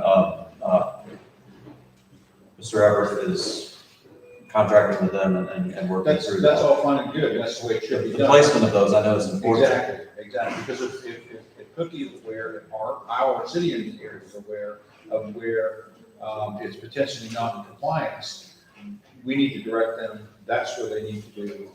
I agree and understand. I don't know whether Mr. Everett ever did that or not. I assume that he did, but I did not. The other thing that I would say, and I don't know, and it may have to be run past legal, is I thought I saw a sizable check in this one's bills that was paid to him.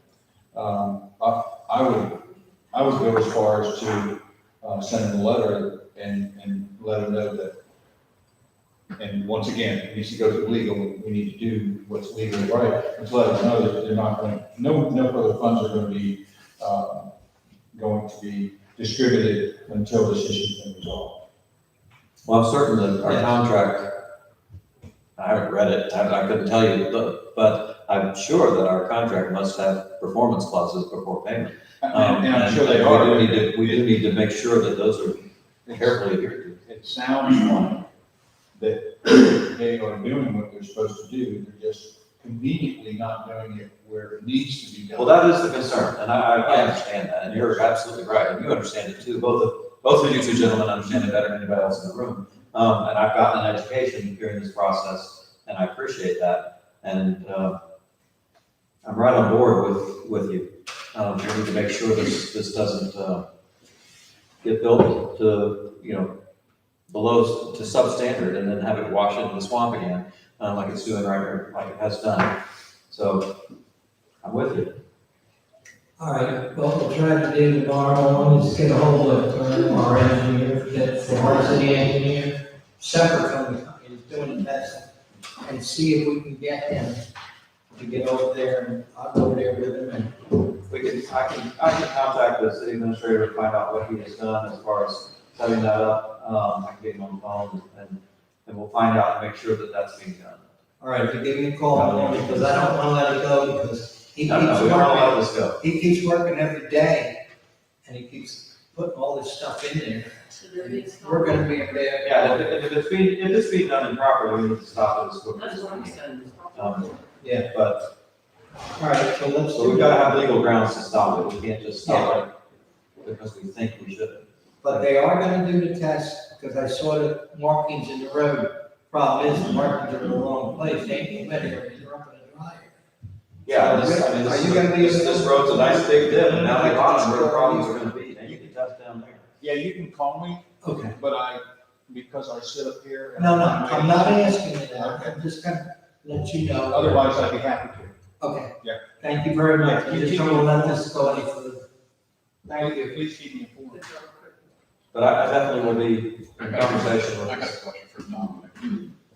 Mr. Bassett brought up a point about the check that was paid for the Virginia Drive thing. When I first glanced through it, The $141 million check? yeah. Yeah, that was an error reported. They got 141,000. That's what I read it as, but then I went back and checked it. Yeah, it's the second one down here. It's still a whole lot of money, but this is a big project. But I assume, that we checked to make sure they had done what they needed to do to this point. Yeah, as far as that goes, our engineer submits us approval to pay contractors at a certain time. They submit a pay application to him, and he approves it. Okay, so that's determined by our engineer, not by staff. No, we wait for his. Well, correct, and I understand that, but if he is in agreement that there is a Right. questionable scenario, I think we need to be on the same page. then he shouldn't, look, I work both sides of this equation, I know what it's like to have your money held, and I never liked it, okay? But I also understand, when I do something wrong, that's what I deserve. Fix the problem. And we have no other leverage. No. That is our leverage. That's it. So we need to keep all of our powder dry, figuratively speaking. Nancy Weary. Nancy Weary, 435 West Delaware. Last month, we were talking about the agreement with DeLand and the bridge. Well, I don't know if it's specifically with DeLand. But you all, excuse me, you all decided to ignore that contract. I don't know what is going on, but, so you decided to ignore that contract, and I'd like you all to revisit that, because. That the request for a donation, is that what? Yes, and that is a contract that we have an agreement with the city of DeLand for the bridge, it's a 5-year contract. And that is something that we, as a city, are obligated to. It's $750,000, I think it was $1,500. or $7,500 over 5 years. Yes. A couple of things on that, if you're, I don't want to interrupt you. No, I just think that's something that you guys should go back and revisit, because adhering to contracts, and they are our neighbors, I think that we should. Yeah, I will say that one commission can't bind the next commission to making donations. That the contract really should not have been done that way. I don't want to dishonor previous commissions and what they've said, but this board decides, or this commission decides who they want to give money to each time they make that decision. So that may have been done improperly, I'm sorry, that may have been done improperly a little bit. I know last year, they just sent it to us, and we paid it like a bill. We didn't bring it as a donation. I haven't seen the official agreement we had, so I can't tell you if that's what was supposed to happen. So if you do a loan, if we took out a loan for the city for 10 years for $1 million. That's a different An level. agreement is an agreement, a contract is a contract. So, Yes, but this is a request for a donation.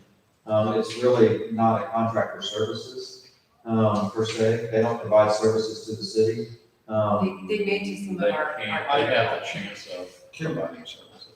Can I interject? I don't think we left it, I think my position was, we looked at the donation money that we had funded, funded as far as the budget was concerned. And we had $8,000 in the budget. And my point was, we have a relationship with the land. We need to live up to even our verbal agreements with them. It's the right thing to do. But I thought, the way I projected it was, we can look at this thing next year, and in my opinion, if we obligated ourselves for $7,500 over 5 years, if I don't pay you $1,500 this year, I'm paying you $3,000 next year. And so the way I look at it is, okay, we'll look hard at this when we do our next budget.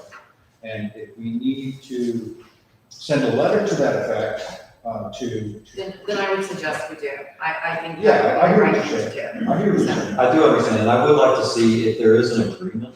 Yes. I would love to see that. I haven't found it, but I'm sure it's there somewhere. Maybe we could ask them. I think they actually provided something. Yeah, we got a letter last meeting from the city of Deland, it looked like this. Yeah. And it says in it that if you haven't done so already, we're asking that our funding partners send in a commitment for this year. We've attached an invoice based on the commitment you made. It doesn't say, But that's not- I don't see the invoice, It's so not it an doesn't executed say, agreement. right, no, but it does say that we made a commitment. And I do want to honor commitments that we've made. I don't disagree with that at all. But I, Yeah, I mean, I would direct staff to send them a letter, say, hey, you know, we screwed up with the budget this year. We can't, and we'll go next year or something up to that. again, we can't commit next year's commission to doing something unless we really do enter into some But sort we of can contract. say our plan We'll is discuss it to, in budget. our plan is to budget it next year. We can address it when the budget Yes. comes up again. I realize that. But I don't want to misspeak. No, I I'm being a little picky, but. No, you're absolutely right, and it needs to be worded properly, but I don't want them to feel like, okay, we told you one thing, and then you need, we're not doing it. No, I very much don't want that to be the case. Absolutely not. And I do believe that they provide probably a good service. I'm not intimately familiar with it at all. They do, And I think it's something that They we, do the groundbreaking, they participated in the groundbreaking. and I think it's something that we do benefit from. Don't get me wrong. I think they're providing this It's a service homeless, in the land. it's a homeless. Is a big area. deal even to this. And we do have homeless people here in. Surely. So I'm not blind to any of that, and don't want to turn a cold shoulder to it at all. But yeah, that's what we discussed last meeting, was that we were gonna send our money to another one, but we would look at it again. We really do need to look at that at budget time. And in my opinion, if we want to fund it, let's just fund it. Let's not put it over a 5-year period or 7-year period, whatever it was. Well, they have it structured that way to help them, so they don't have to, they know they have money coming in every year. And I'm sure because the size of our city is so small, our donation to it is minimal compared to some of the other larger cities in the county. But that's nothing to do with it. I don't think $1,500 a year is asking too much. It's not asking too much, it's not out of line. No, it's not. So, for me, I would be in favor of sending a letter to them, just saying, oops, we oops this year, we plan on doubling up next year. Hopefully that will satisfy that. That's what I would be in favor of. I think their concern, and it's been echoing all across Florida, is with all this COVID and everything, the amount of people requesting assistance and needing help has tripled, quadrupled. And their concern is they're being impacted, and, so that's what they're looking at. So if we can get it into the next budget and make sure they get some of it, even if it's half or a quarter or whatever. And I understand when you're funding an organization, it's nice to have it spread out and have regular income as opposed to just up alone. Yep. It does help. Thank you, Nancy, for bringing this to our attention. That concludes public forum. You want to put it up for next month? Or do you want to put it in budget time? I just discussed it, we're kicking it under, but. Can we put it on there as an agenda item for next month? Just to discuss it. Readdress it and maybe look at what we might still have in budget. Maybe we want to go off budget and just do it. Yeah, Lee might have a trick up his sleeve. Yep. And it looks like the letters are pressing it in October, so I don't know when in October they're needing it, but. Well, that's. Probably just last time, probably. Yeah, the letter That's the dated for beginning. November. Yeah, that's the beginning of their next budget year, so Yeah, I want to that's send out mine, letters to right. everybody. All right, the next item on the agenda is acceptance of bills paid report. Any discussion on that matter? The entire consent agenda. I'm sorry, what? It's the entire Oh, the consent consent agenda, the entire consent agenda. Do we have a motion for the consent agenda? I didn't have any problem with the consent agenda.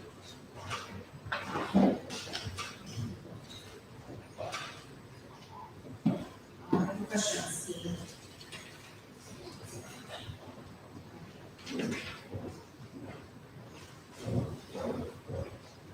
I will say, while you're considering this, the opioid agreement, I assume we're moving forward. What do we need still to do with that? Have we done, have we? Yeah, in the last meeting, we did the resolution, and this is another step in the opioid settlement. But it's not changing our overall plan, which is to probably enter into an interlocal agreement or allow the county to retain funds to be able to pool larger amount of funds together to more effectively spend it. Thank you. I will say that at the roundtable of Volusia County elected officials, they addressed that, an attorney for, I'm not sure who they were attorney for, I think the state, and part of the settlement for these funds, addressed this. One of the things that we will need to do as a municipality is appoint someone to serve on a advisory board for how those funds are spent. I believe the advisory board will meet semi-annually. He wasn't sure, they'll have to determine that themselves, but it has to be at least semi-annually. So somebody from this community will need to be appointed to that board at some point in time. So be thinking about that, if anybody has a desire or knows somebody that they desire to be on that, your own notice, it's coming down the pipe eventually. Does it have to be a commission? No, it doesn't have to be anybody, just somebody appointed by the municipality to serve on the board. And the criteria is in section 5, letter A. There were actually criteria for it, they didn't mention it. Yes, For the it's board. not just experience with law enforcement, fire, rescue, substance abuse treatment, or other relevant experience appointed for 2-year terms. There you go. They didn't mention that. They figured out that.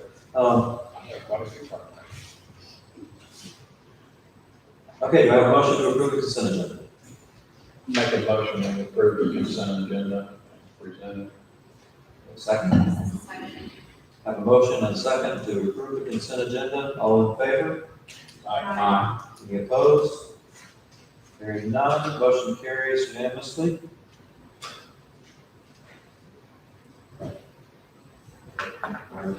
Still reading here. Let's move on to number 10, old business, request to rezone 104, that has been dropped. That application has been withdrawn.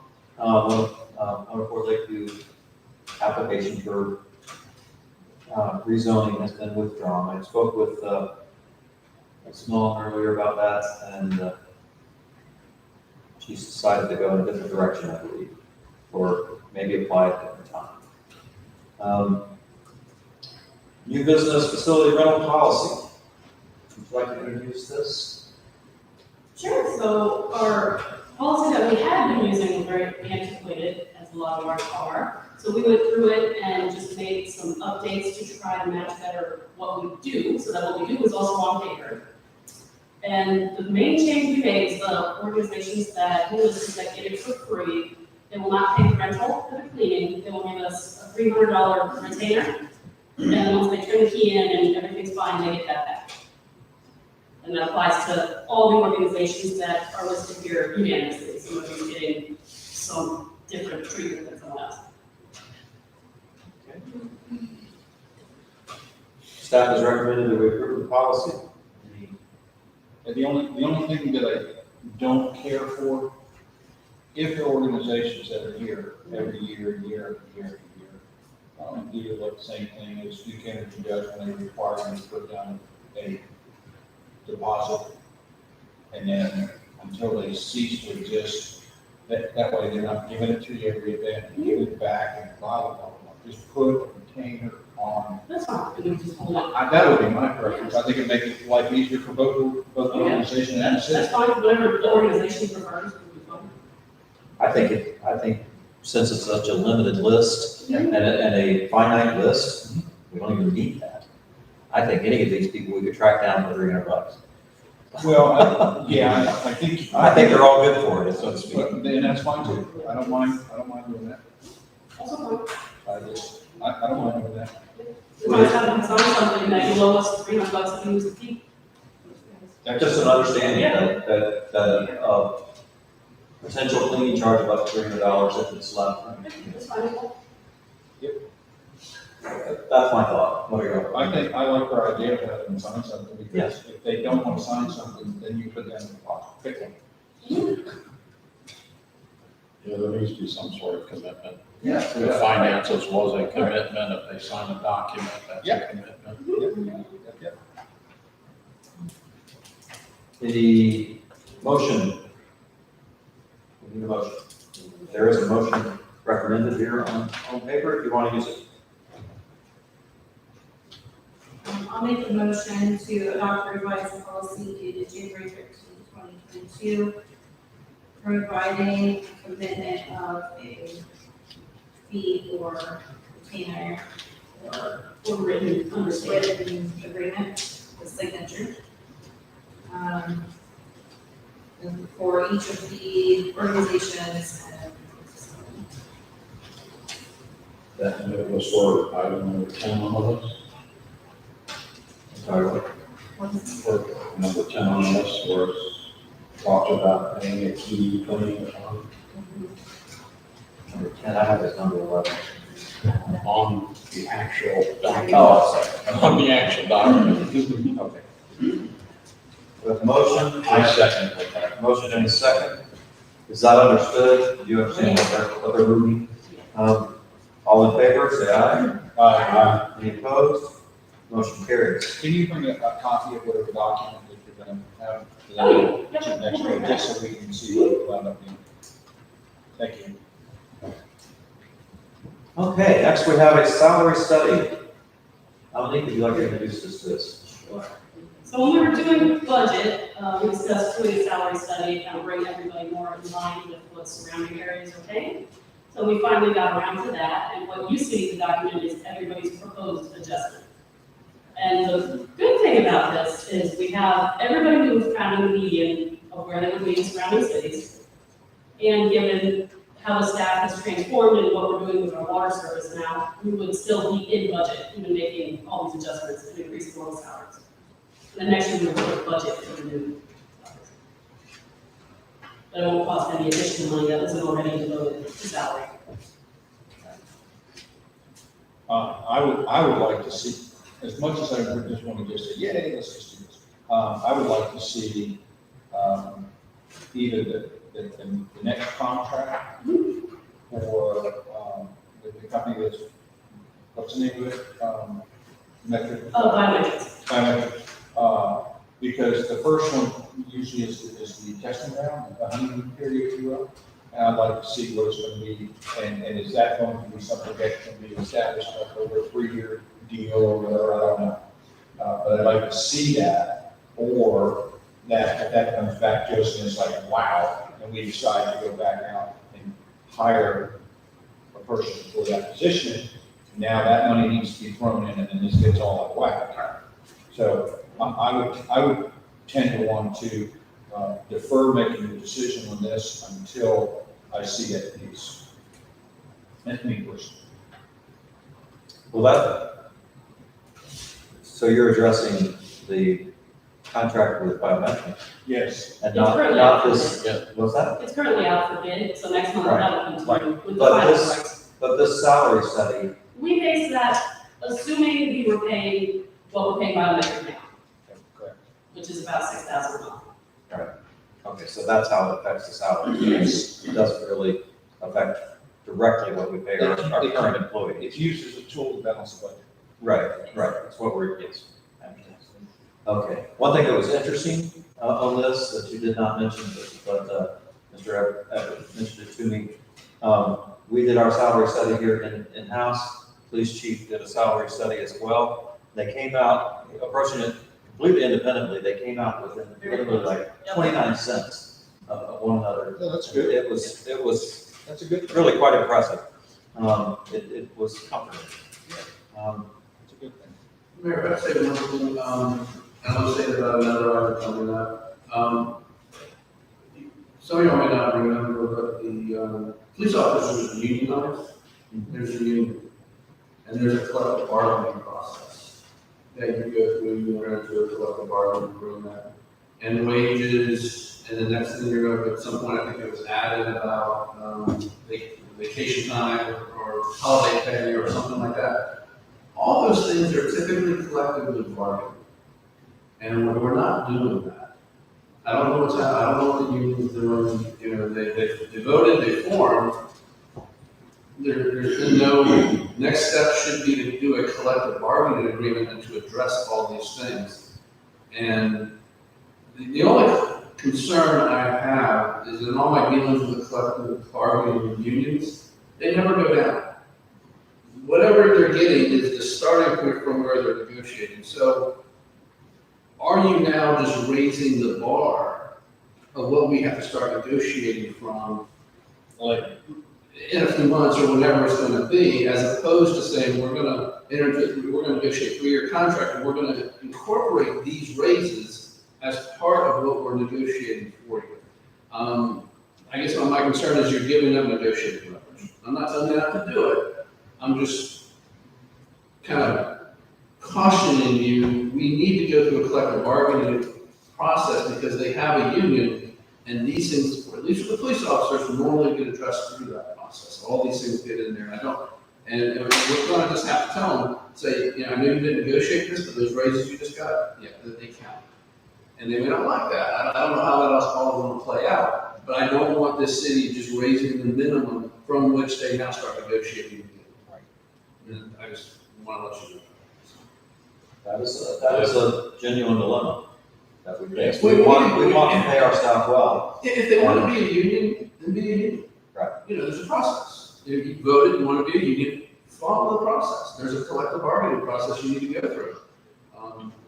We just need to get that done. And then, and so when that happens, our police officers, their benefits will be not different, but it's going to be handled differently. It's going to be negotiated in an agreement as opposed to what all our non-union employees get. That's going to be set differently. So there's just a different process for setting all these things. Yeah. So we just got to remember that. That's all. The League of Cities, I'm not sure if they have it in their university catalog of classes that are online, but they do have a team that will send a spokesman out to teach us what our perspective is when it comes into union actions and what the commission's effects is on contract bargaining and stuff like that. We can make arrangements with them to come in and do that if you like. That would be smart. It's not an area, it's not a strength area for me, so I'd be free. Or I didn't invite the city because they never had a union. They have right. So. So when I was down there at one of the classes, I told them, you know, I'm coming from the other side of the board, and they said, oh, well, we can let you in. And says, but I want to learn your side. I'm in that side now. I got to do that. And we got to be careful with unfair labor practices. There's all kinds of different things that come into this. Yeah, right. Not that I'm worried that we're doing all that. The only concern I have is I just don't want y'all to raise the bar of compensation and then in 3 months they come back and say, okay, now we want raises over the next 3 years. Like, whoa, whoa, whoa, what about what just happened? Well, that doesn't count. I don't want that to happen. That sounds very plausible. Could be. I mean, it's a fair warning. Yeah. I agree with you. I appreciate it. We'll just tell them that. So we have recommendation from staff to approve the new salary schedule for all departments. All department heads are in agreement with changes that are suggested. But we have this caution about raising And I'm certainly not stepping, I'm the attorney. Yes, not here. it's just advice. And I'm not saying don't do it, I'm just saying we need to factor this in my opinion, when we sit down and negotiate that we made these changes that benefit that would typically have been collectively bargained. Do we have any schedule or plan for doing that? For that collective bargaining process to go To my forward? knowledge, no, but Lee may have been in communication with the union rep. No, not really. I mean, they went through the process and they voted to form, but that, to my knowledge, was the last thing that occurred. Mine as well. Okay. Yeah, that's one of the big things that they recommended is that sitting on the commission, we avoid being a member of the bargaining unit that's going to, or sit down with the police department, because we're also the ones who approve what we're negotiating. So this is between the administrator and his staff bargaining with the police department on the union stuff, and then we find out what they agreed to afterwards. And what happens is you'll have this is one of the few times that you can actually meet in a closed door session with Lee to give him direction on negotiating with the union. Yeah. And that's a closed door meeting. And so then he goes and negotiates, and ultimately the contract will come back before you. Hopefully it's a mutually agreed upon contract and you'll ratify it. But if it's not, there's, it's not called arbitration, it's similar, but it's non-binding.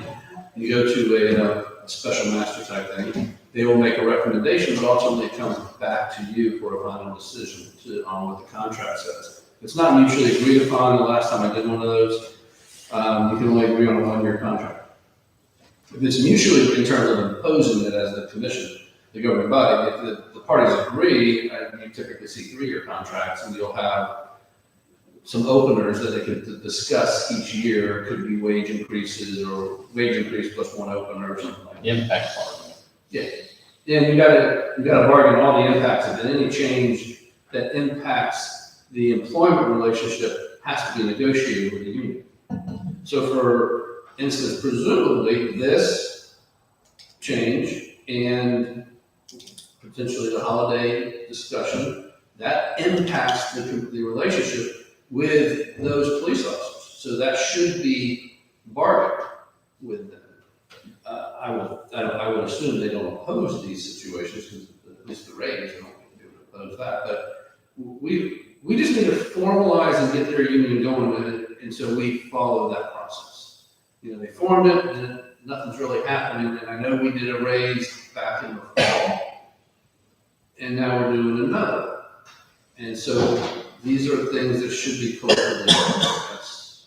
When we did that raise in the fall, we did talk about salary studies and trying to more accurately reflect the market in our pay scales.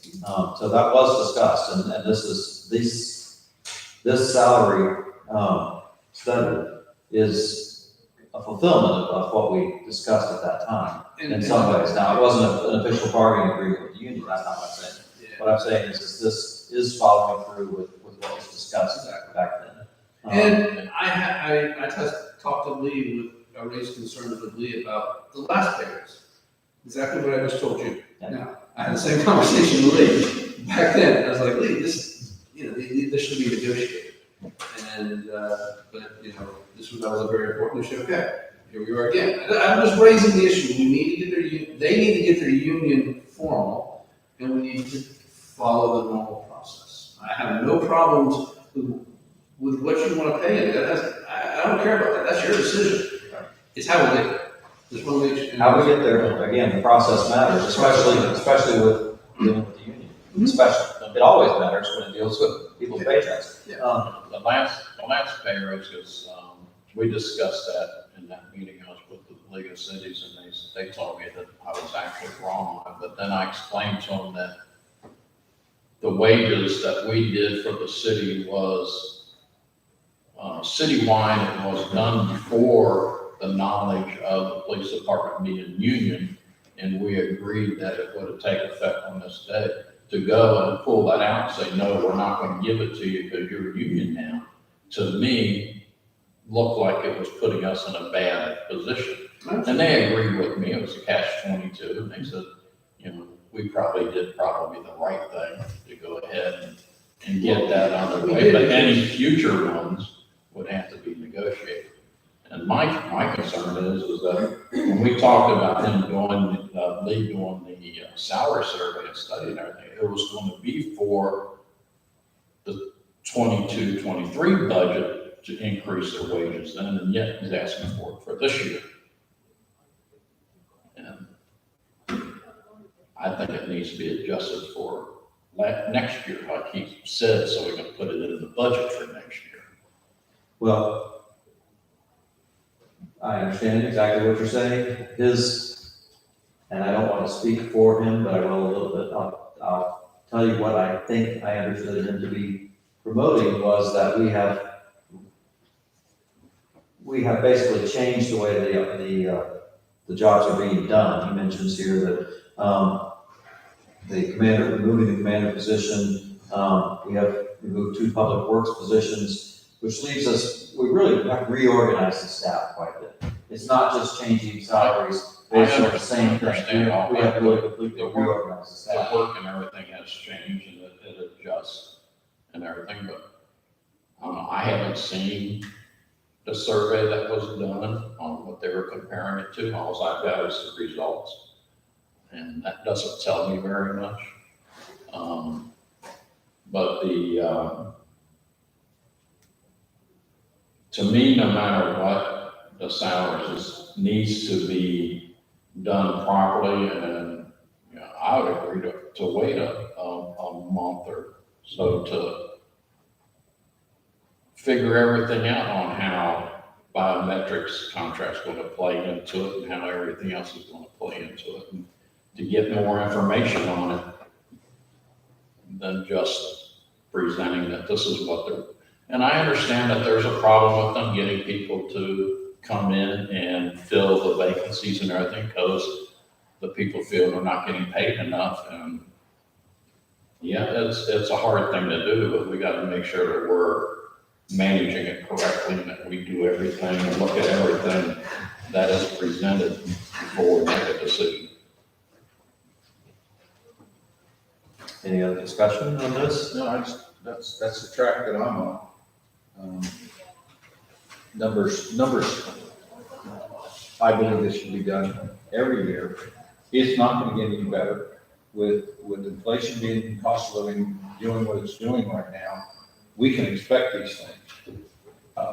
But I thought we had taken care of it, Donnie, you can correct me if I'm wrong. I thought we had taken care of it last year with the budget process, so we should be taking care of it again. We started, but we're still grossly behind everywhere else, in pretty much every position. What did we do? We took a step, so I know we were trying to avoid the compression problem, which is when that minimum wage finally gets up to 15, we won't have a bunch of people at 15. Right. But unfortunately, everybody else did it too, and they took it a step further. So they're all, not a secret, we cannot find people, because when we tell them you're gonna mow grass all day in the hot sun for $15 an hour, they laugh at us. Because they can go to the land and get 20. Unfortunately, the position we're in. So we either kind of take the bottom of the barrel that'll do it for that, or we're gonna have to adjust. Gotcha. That's where we're at. Yeah, I believe you're right, and that's something that I've really been clearly stated. The last round we did was simply in reaction to the federal changes. Right. And this is in reaction to the market. So it is a different purpose behind, or motivation behind it. Market, I think, is more important than, well, I shouldn't say more important. You know about the market? When it goes down and the bodies become available to work because they're looking for work, those wages will never go back down. Do you think they really will? Do I think there'll be another? Do you think there will be downward pressure on wages at the wage market? The market? No, I don't think it what happens in actually. Sticky downward pricing, I Right, but what I'm saying is, once you establish wage rates, all you can do is lay people off. Okay, and then when new people come in, you can create the money's not there like it used to be, I can't pay you that much anymore. But by and large, the process wages always continue to go up.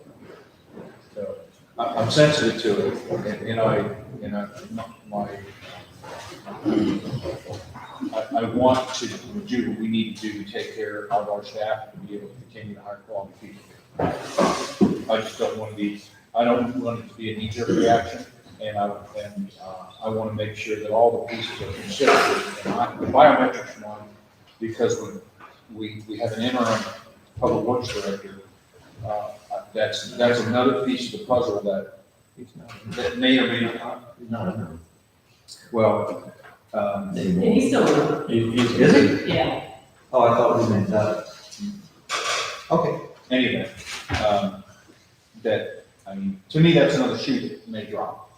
And to say, okay, this is what we're looking at, and we're balancing the budget close because of this, and that's really maybe it's gooey and it's malleable and it's not really firm yet. And I think it will be as soon as, we get these things that are out. I would like to wait until we see these. And next month, we should have the bids for the water system, so that would be more. I'd like to see, and also address Scott's concept as far as the police department and the collective department stuff is, I don't have a problem with the numbers, I don't. I just want to make sure we got them all, and that we're looking at a clear picture. I think that's what Roger's saying. Yeah. Zone one, did you have anything you wanted to throw in on this? Okay. So I'm not hearing a motion on this. I would most definitely kick it to next month, and hopefully Lee will be back here, we'll have additional information back here, and I think we'll have a clearer picture. If that's a motion, I'll second it. That's not. It is. It's a motion to table, basically. Is it table or is it to postpone? I would say could continue to next meeting. It's actually not a motion yet, you can only table an active motion, so it's really not, so we're just not taking We're it. just taking direction to. We're going to continue. We're directing staff to, and I would definitely recommend that we each talk to staff, about what these numbers are, what they mean, and why they're important. Yeah. I don't want to put ourselves in a position of being where we are now, under the market and unable to hire. Yeah. Well, We've been saying it for years. Yeah, and We've always, I don't know the time. we're still there. Yeah. Yeah, it's running out in front of us. Yeah. And I've been on the side of this, right there with you, being the one signing the paychecks, there's always that pressure, upward pressure, and we're always the ones fighting it to keep it in the market. So I know exactly where you're coming from, and I understand and appreciate it. We're stewards of the public's money. Right, and we are required to do a process, the budget process to make sure that we do this. Correct. And I just want to make sure we're playing by the rules and that. And I got it budgeted, because our employees are probably the most valuable asset that we have, without doubt. And I'm not just giving it lip service. No. And so it's critically important to me. I just want to make sure that we're doing it the right way. Would it help maybe if I get something from Zach, kind of ironing it out there? I would, yes. The finance man, Yes. Perhaps. instead of something that we did as staff. Yeah. Okay, so we'll move to item 11C, which was an addition. Dominique, you want to introduce this, or you want? Yeah, I think I would introduce this. Yeah. So in our personnel policy, you can only accumulate 240 hours of vacation, and then it rolls off. And so we had a unique situation where we don't have a lot of staff, so we had someone not able to take their vacation. Sure. And this person is requesting to either be paid out for it's 36 hours, for this, or to just have it added on and not roll off. And this was Mr. Mendoza, and he came into this interim position and, was, doing a lot of duct tape and baling wire kind of work and couldn't leave with us understaffed or didn't want to leave us, in the lurch. And, I appreciate his dedication to us. And I don't want him to suffer loss of his entire vacation. Absolutely. He's willing to be flexible, he's willing to just be allowed to take that at a later date, even though it should roll off now. We could give him, a grace period, 6 months or another year. What's that? Put that in. I would recommend use it by the end of the fiscal year. That's, yes, before it goes into next year's Yeah. budget, clean the books. Okay. I'm on the same deal as you are, even if the days are maxed out, let's just write a check, account for it.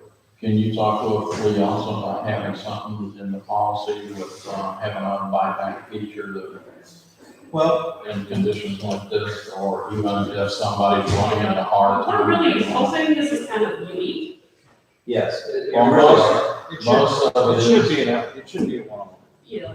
this really should be a one-off. I know from the time when I was a firefighter, firefighters are grandfathered in, so when I retired, I had to accumulate 3,000 hours of vacation plus. And, when I retired, they paid me that lump sum, tax minus taxes. But, Over a year.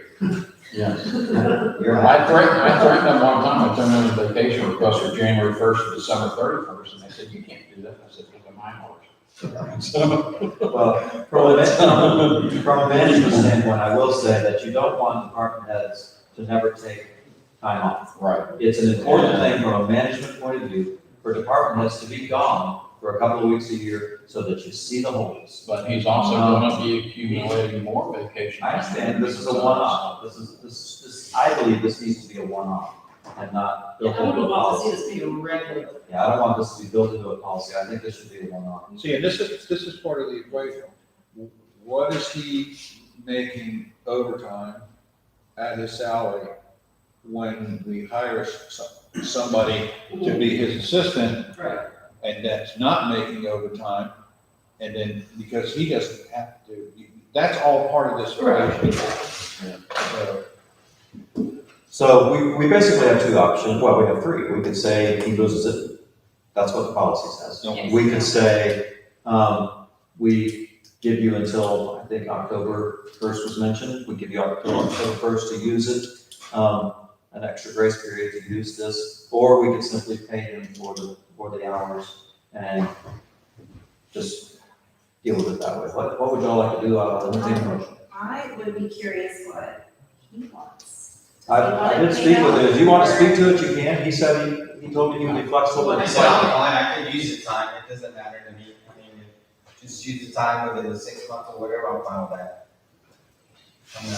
You gonna be able to get that much time off with everything going on around here? Well, another side, from management side, is you don't want, people like Mr. Mendoza, who are willing to work hard, you want to give them a break, even though they haven't found a way to take it yet. It's important. I would go along with, leaving it on the table for him to use it by September 31st or 30th, however days are in that month. And, come back and look at it in August if he's able to bring it down. If he's not able to bring it down, then he'll pay off. Is that a motion? We need a motion. Okay, make that motion. Yeah, I'd have the timeline, with the budget. Yeah, that's easy. Whatever the biggest beginning of the budget is, we take care of it before the first day of the next budget year. Yeah, that's why I did it September 30th. Okay. So the motion is that we give Mr. Mendoza until September 30th to use these hours, to not have to roll off, correct, at the current I'm time. readdressing in August if he's not able to. And second? Second. Second by Mr. Basso. Any further discussion? All in favor? Aye. Any opposed? Motion carries. And item 11D. Yeah, this is interesting. So on your desk, you had a piece out of our personnel policy with purple highlighted. So that's our current policy with regard to working on holidays. And it states that individuals will be paid their regular hours. I don't think anybody is seeing this.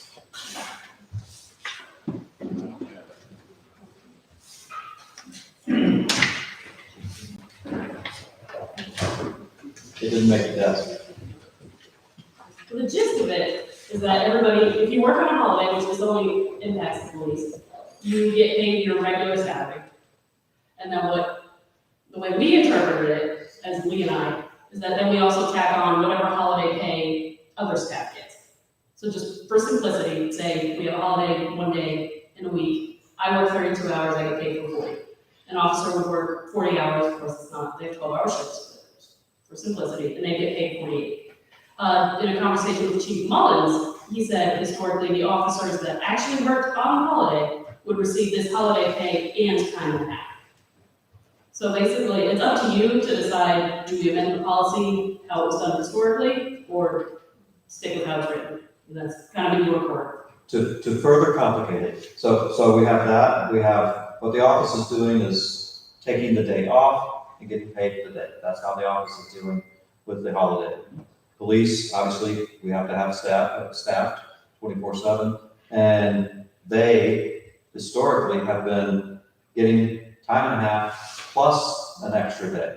So they've been getting basically 2.5 times the rate. But to further complicate it, as I said, the policy that should be in front of you, the policy actually says that designated holiday will be paid for the holiday their regular hourly rate for those hours worked. So our policy is completely wrong. It says they'll just be paid at a regular rate.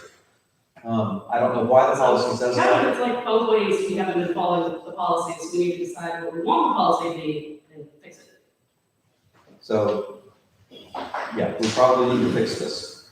I know I'm gonna be the bearer of bad news of the police department, but being this deals with pay and holidays, it's a negotiable item. It should be done in the contract. I just wanted to clarify, you might have just addressed this. There was also the issue with an officer accrues overtime within that holiday pay period. That they say you can't get paid for overtime plus overtime for the holiday. But the way it's been done my entire career here, 23 plus, is that if you work the holiday, you got time and a half. And that's standard through any police department that I'm aware of. Yes. Or any government organization in the state, as far as I know, if you work the holiday.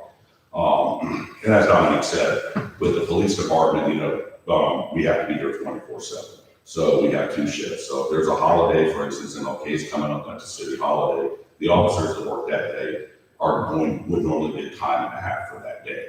And the holiday.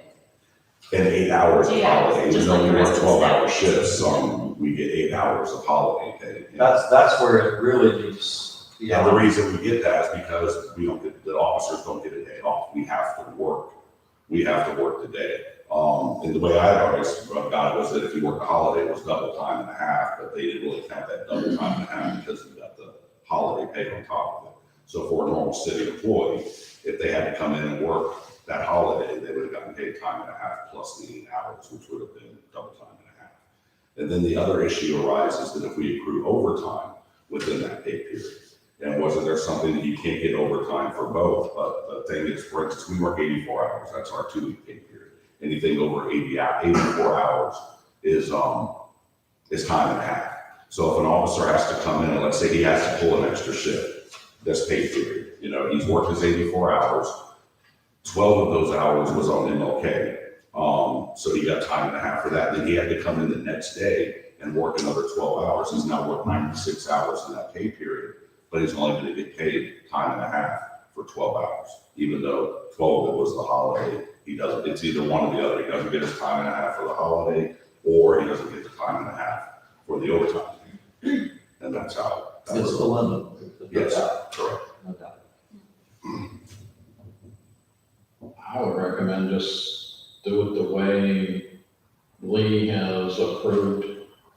over the past and find out what they're gonna bring in the contract to change it.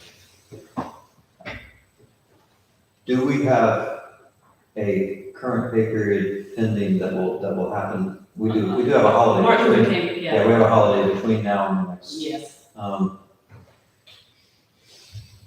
Okay, so, yes, sir. I need a frequency. I'm sorry? How often does this happen? Every holiday. Every holiday we have 2 officers. How many holidays do we have? We have 12. 12. So we have 12 times, 12. Yeah, we had 10 now. 12 times, let me just get this in my brain.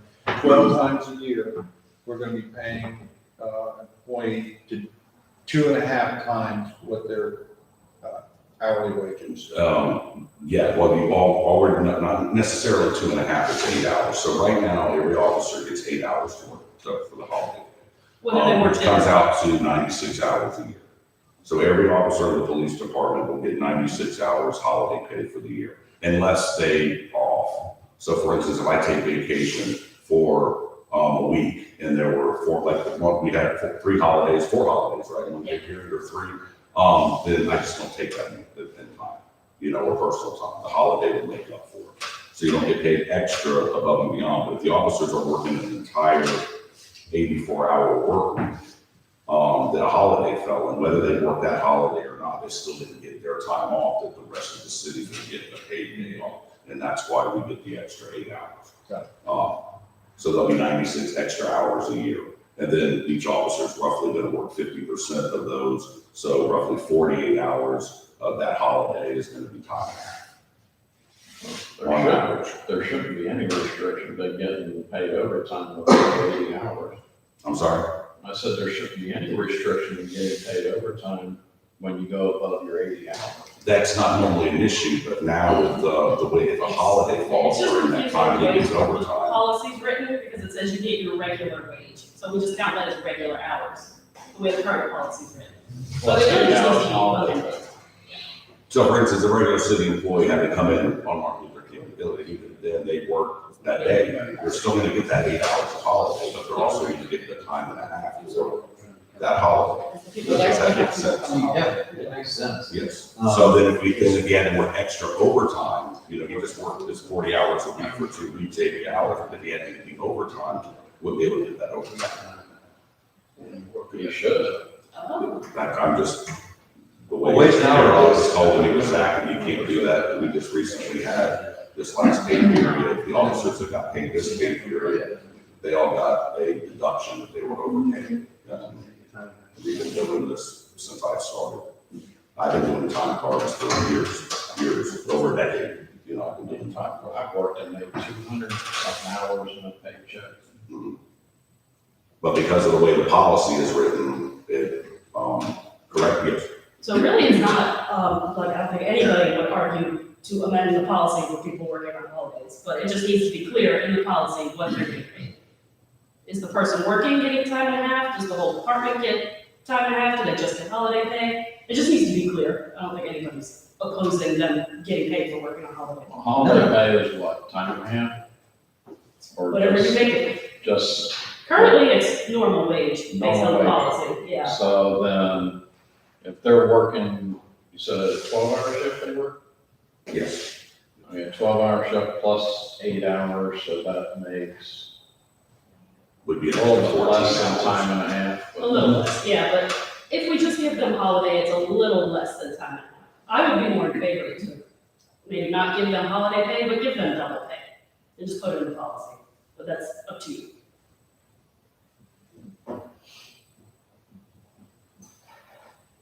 I just don't like when I'm hearing that they're losing overtime when they worked it, that they should still be paid their overtime. Well, yeah, like. Everybody that works over 84 hours. We cannot not pay them if they work overtime. Well, it's not that you're not That's- paying the overtime, you're Yeah. paying the overtime, but now I mean, if there was holiday overtime, that gets. Right. Even if Policy doesn't say. work the holiday, and got the holiday overtime, they should still get that. The policy just needs to say you give holiday overtime. If they work more than 84 hours, they'll always get overtime. Well, they should still get the holiday pay too. And they get that, and that's paid at the regular wage for the policy. I don't know, when my wife worked at the hospital, she had an hourly wage, and she worked 36 or 40 hours, whatever it was, she got paid for anything that was over the buck. If it was a Sunday, it was a holiday, it didn't matter, they get paid straight time through. And that's kind of how our policy currently is written. Yeah, because where it changes, is, let's just say, you put your 40 hours in, and, oh, by the way, we need somebody this weekend, okay, you're gonna get paid time and a half, but oh, by the way, you should get paid for that day anyway. Okay, so you get paid for that day, you get paid time and a half because it's overtime. Right, You shouldn't get time and a half just because it's a holiday. And my company, that's the way we're going, my wife's company, that's the way we're going, but it didn't matter. Now, what I will say, that if you're having a hard time getting staff to work holidays because of that, then we need to relook at it. Because if, in law enforcement, if it's a different scenario, collectively through your industry, then you look at industry standards and you do what industry standards are. Otherwise, you're gonna lose your people, and that's all part of the process, so.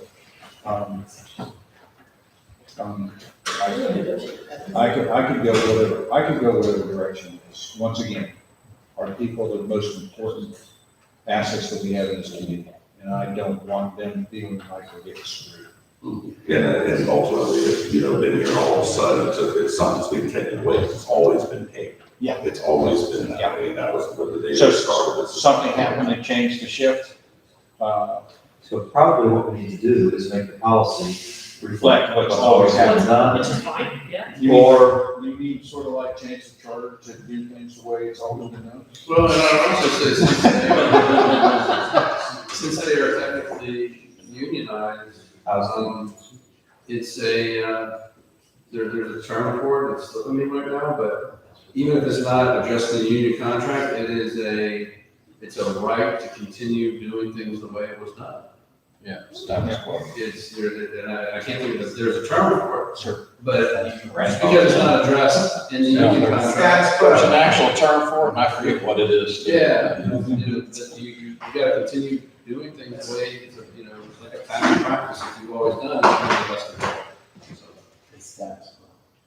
No, it's not that. But it, no, it's not. Good try, but it sounds good. I think it's called like past practice or so, but what it basically is, they're vested with how things used to be, and you can't, management can't come in and change that without negotiating impact. And we're not, I don't think any of us are looking to pull the rug out from under anybody. Yeah, so I think changing policy to write the policy the way it's always been is the safest thing. Yeah. So by consensus or by motion, shall we direct staff to have our policy? And this will be amended a union to- contract if we ever get one. It would be one of the things that's always addressed in the union contract. And then the policy to follow the past practices of paying them the holiday pay, but pull it back. Yeah. Would you like to retroact that? To the last pay period? Yes. if it I would was do done- to December first, Yeah, yes, there's it still would gonna be lose on the back to holiday. December because there was a long holiday. Well, whenever, when did we change? I mean, this has been brought to our attention now, probably because we just made a change. Yeah, I have always done it where, I think it was like when Lee and I do it, I didn't do payroll 2 times ago, which is when this happened. So I'm assuming they just wrote what was directed on the time card. My check was deducted $109 from my last paycheck. Out of this check, the only reason I found out, I looked online and found it. And that's why I addressed the chief about it. And then I believe I was deducted off of this check for this prior holiday. Because, we're in the middle of the audit, so we can't really explain why we're paying people not following the policy, which is why I would ask you to retroact it. Well, we need to- from that month. I think we need to make the policy. I think reflect I what we included started. everything from Thanksgiving forward. We can do that too. I don't know if there was an issue with the Thanksgiving holiday pay, but. If there was. Mine only reflected, I think mine only reflected for Christmas. It was the last 2 days. Yeah, it was the last two. It was the last 2 pay periods? Which is The last roughly 2 pay 3 periods. days. Okay. Okay. Pay their overtime for holiday pay and all. So I'll entertain a motion to correct the paychecks for the last 2 pay periods to reflect the policy the way it's always been done, and to change the policy as well to reflect appropriately the way past practice has been done. That will remedy both the policy and the and the salaries that people should have gotten and will in the future. Is that reasonable? Would anybody like to make that motion? Is that satisfying with you? Yes. Okay, super. I'll make that motion, what he said. And I'll second and stir the muddy water. Motion by Commissioner Eckert, seconded by Commissioner Basso. Any further discussion? Y'all are welcome to weigh in. It sounds about right to me. That's what I hear y'all asking for, just for it to be the same. Beforehand, absolutely. Yeah. The Can I same. ask a question? The way it was before, what happened to change it to where? It was probably nobody bothered to amend the policy, and then when all the staff left and. As staff changed. We've come to go by what's The written. new brooms swept. Yeah. I mean, has this been going on for a while or just? 2 pay periods. I think the reason it kind of got, Things changed. I think the reason it got noticed is we had so many more holidays in a row. Because they gave us the day before, Christmas Eve. Oh, the we new- changed the schedule? We had a lot of holidays And now. they're discussing a 13th holiday. Yeah. I think that's probably why this became an issue. So we have a motion and a second. Any further discussion? All in favor? Aye. Aye. Any opposed? Motion carries. Thank you. Thank you. They're looking at making Juneteenth a federal holiday. Commission reports by zone. Are we ever gonna make work days or anything? Create new work days or just keep creating new holidays? That's what it worked. Hey, it worked for Rome. Don't bother coming. Well, they tried it one time, they called it Labor Day, you're supposed to come in and work, but then they gave everybody off. All right, where are we at? Commission reports by zone. Who would like to start? Okay. I have, this little piece of paper here, this flyer, was presented to me by a citizen. It is a COVID-19 testing, site they want to propose here. In Lake Helen, for residents of Lake Helen. They are licensed and insured. The company is called Screen and Confirm. And they'd like to do like a weekend type of deal, maybe one day in the villas and one day in the Hopkins Hall parking lot or something like that to that effect. It seems pretty flexible. And the test would be free. They have rapid and PCR tests. There are 1,000 tests already available, which I haven't really been seeing any in the stores at home. So I guess they're wanting to see if we can make this happen. So it's a private company that wants to use our public facilities to do free testing. On particularly, it sounded like specifically weekends for the residents of the city.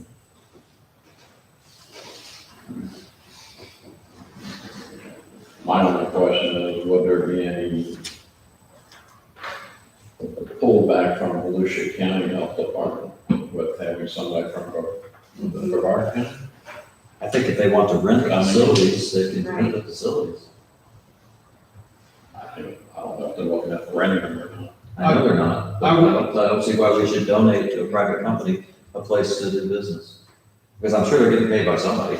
Right, and Well, if They're getting it's paid a by the service to the insurance. community, I could see that, because then we're taking care of the community. But my first question would be, is the fairgrounds accommodating what's going through there? And if they Don't know, are, they're just starting, they're starting next week. right, And I We don't did put together an email, I haven't looked everyone in yet, but he is, mentioned, he's working with county emergency management people to make sure there's no conflict and what have you as well, but I wanted to free tonight, if it could be fine. I would say let Lee finish following up to make sure there's gonna be no conflict, but if they need a place, they can also contact the American Legion.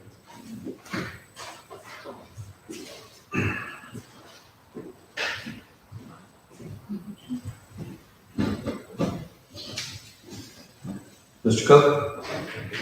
Mayor, I went over this morning, had my test done with the county fairgrounds. They're going through tomorrow, but she wasn't positive if they were gonna do it for next week.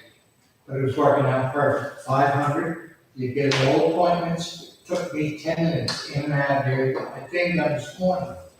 So it's working out perfect, 500 a day, and they're filling that and going through. But they weren't sure this morning if they were gonna do it next week or not. According to the newspaper, they are. Oh, I don't know, she worked here, she said she wasn't sure. What was your hopes and dreams bringing this to us? More of an informational and, I mean, if it is something that can benefit the citizen, of course, I'm for it, but like you're saying, I mean, if you're making money from it, we should consider that as a factor. Well, they can't charge for testing, they can charge for you to buy a test that you at home. Right, They test can't, they can't charge for this because it's federal, it's paid.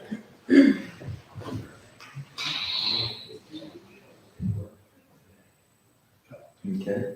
That's it. That's all I have. I'd say if there's no conflict with the county, I don't say there's no problem with it. It's gonna benefit the citizens. Well, that can be said, almost any service, though, that's my problem with it. Well, they're coming to Lake Elm. Yeah, we're gonna get some of them from D-Land and elsewhere coming up to it when they hear about it. It's there for the citizens. We're talking about a drive-by, we're not talking about using the building, correct? Right. And they also offer income, but it didn't seem like they were targeting that. It was more open to, they live here in the city. And they wanted to, there's a surge for the pandemic. There's a surge of cases and.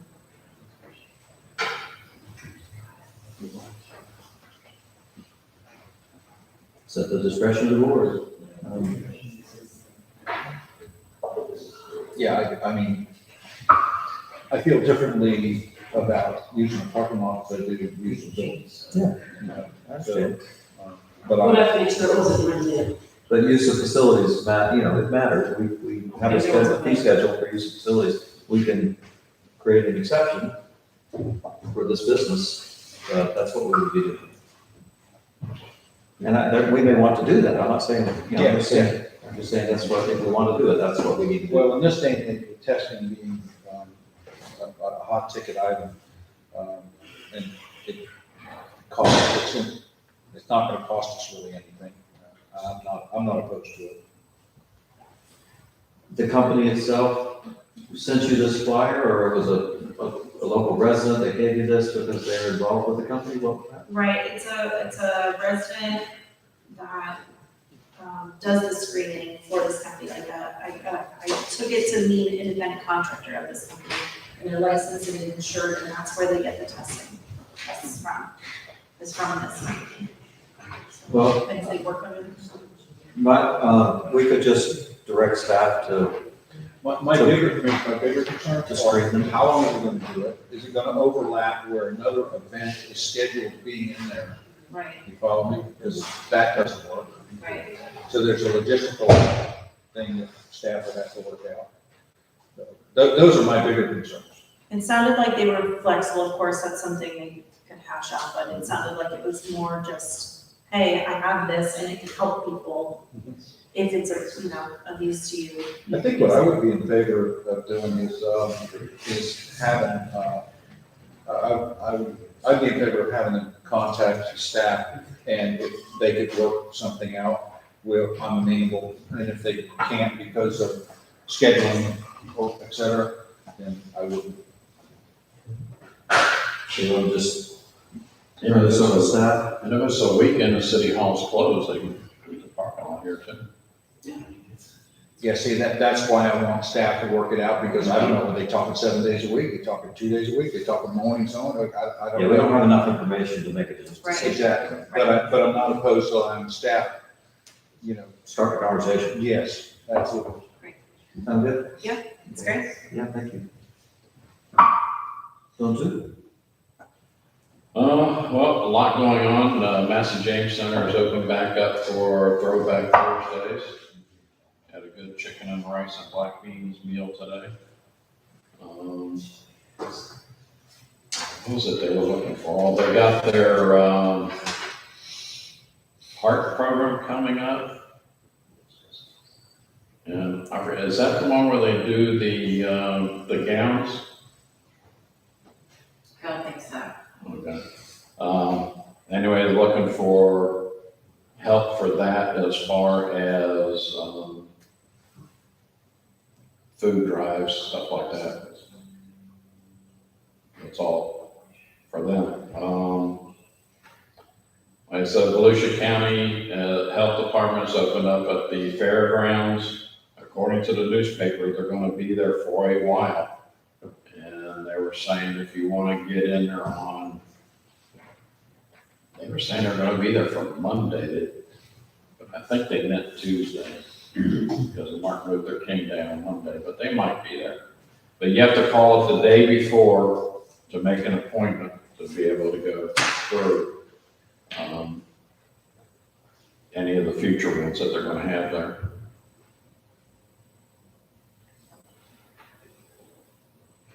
Zone three? I took it upon myself to call Ben Bartlett, who's the Director of Public Works for Volusia County. I walked through the property on the Kid Glider over there towards Parliament Park and stuff. And the road wasn't getting eroded, but the entrance there off the Kid Glider was becoming dangerous. And it was county road, I wanted them to see it. They just took it upon themselves to do a repair, which was lovely. And I also talked to them about what path do we need to go down if collectively the city wants to look at continuing the sidewalk on Summit up to the bridge, because once we're done with Orange Can, there'll be sidewalk up and create a bikeway. Is that multi-use trail sidewalk, the nice wide multi-use trail sidewalk, or? Even if it's just a continuation of what we currently have on Summit. Okay. I think it stops right about at Virginia, but if we can get it from there to the overpass, there's plenty of space on the bridge to go over, plenty of space on the opposite side of the bridge to go over. And it would sort of connect that one tight spot on Summit beyond Virginia, where the wet areas on both sides. And so I didn't know if we wanted to handle it. I just wanted to kind of test the waters to see, do we need to go to the TPO? But then seemed to think, it might be able to be done flat money.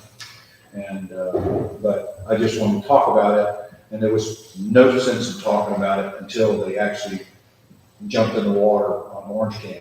That was actually slated to be done in 2014. So now that it's actually being done, I think looking towards completing that section would be beneficial. And, if we want to do that collectively, then, we need to reach out and say, hey, what do we need to do to get this done? So once again, I believe that is a county road through there. So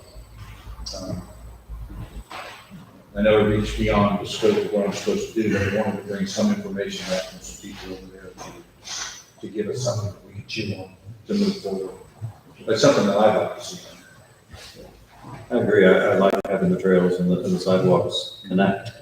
It's always a good thing. Yeah, if it involves a joint operation with the county, you'll probably have to go through the TPO. That's where the county gets all their directions from for those projects. Then see, thinking that you get good grant money. So LAP, LAP. That's an acronym for, I don't know, or something. It's a different pool. That's different than going through the process of putting it on a long-term plan, blah, blah, blah, blah. So I think if we charge staff with communicating and with whoever players to be on and see if that's something that they could look forward to doing. We'd like to see that done. Did you catch that, Dominique, about getting staff in communication with the powers that be that work, that control some of that, and see about getting these sidewalks / trails connected as this major work is completed? Be nice to Connect. connect. You're talking about from Main Street on Webb, or just from Virginia to the bridge? From well, there's sidewalk. We have some sidewalk now in a lot, not all of it. Yeah, not that much between Maine and New York, there's gaps. So maybe that would be something we could throw in the mix, or we could talk about throwing in the mix if we finish some of the gaps within our sidewalk current, and they could continue it now, because with the Beersford Avenue extension coming in, and I mean, there's a lot of things that are coming through here now. Right. It's time. All it's gonna do is increase traffic else from time. So. Anyway, and if we don't get traction with that, then I can take it to the other. Right. Anyway. All like that. Okay, thank you. City administrator, I guess I've already thrown in my 2 cents worth on a couple of things. I don't have anything additional to add at this time, other than to say I enjoyed riding with the Saddle Club and carrying the flag and not dying. My horse was not at all excited about the big American flag waving in her face as I tried to get her to gallop around the arena. But I didn't die. It was a nice event. Thank you, Saddle Club, for that. Okay.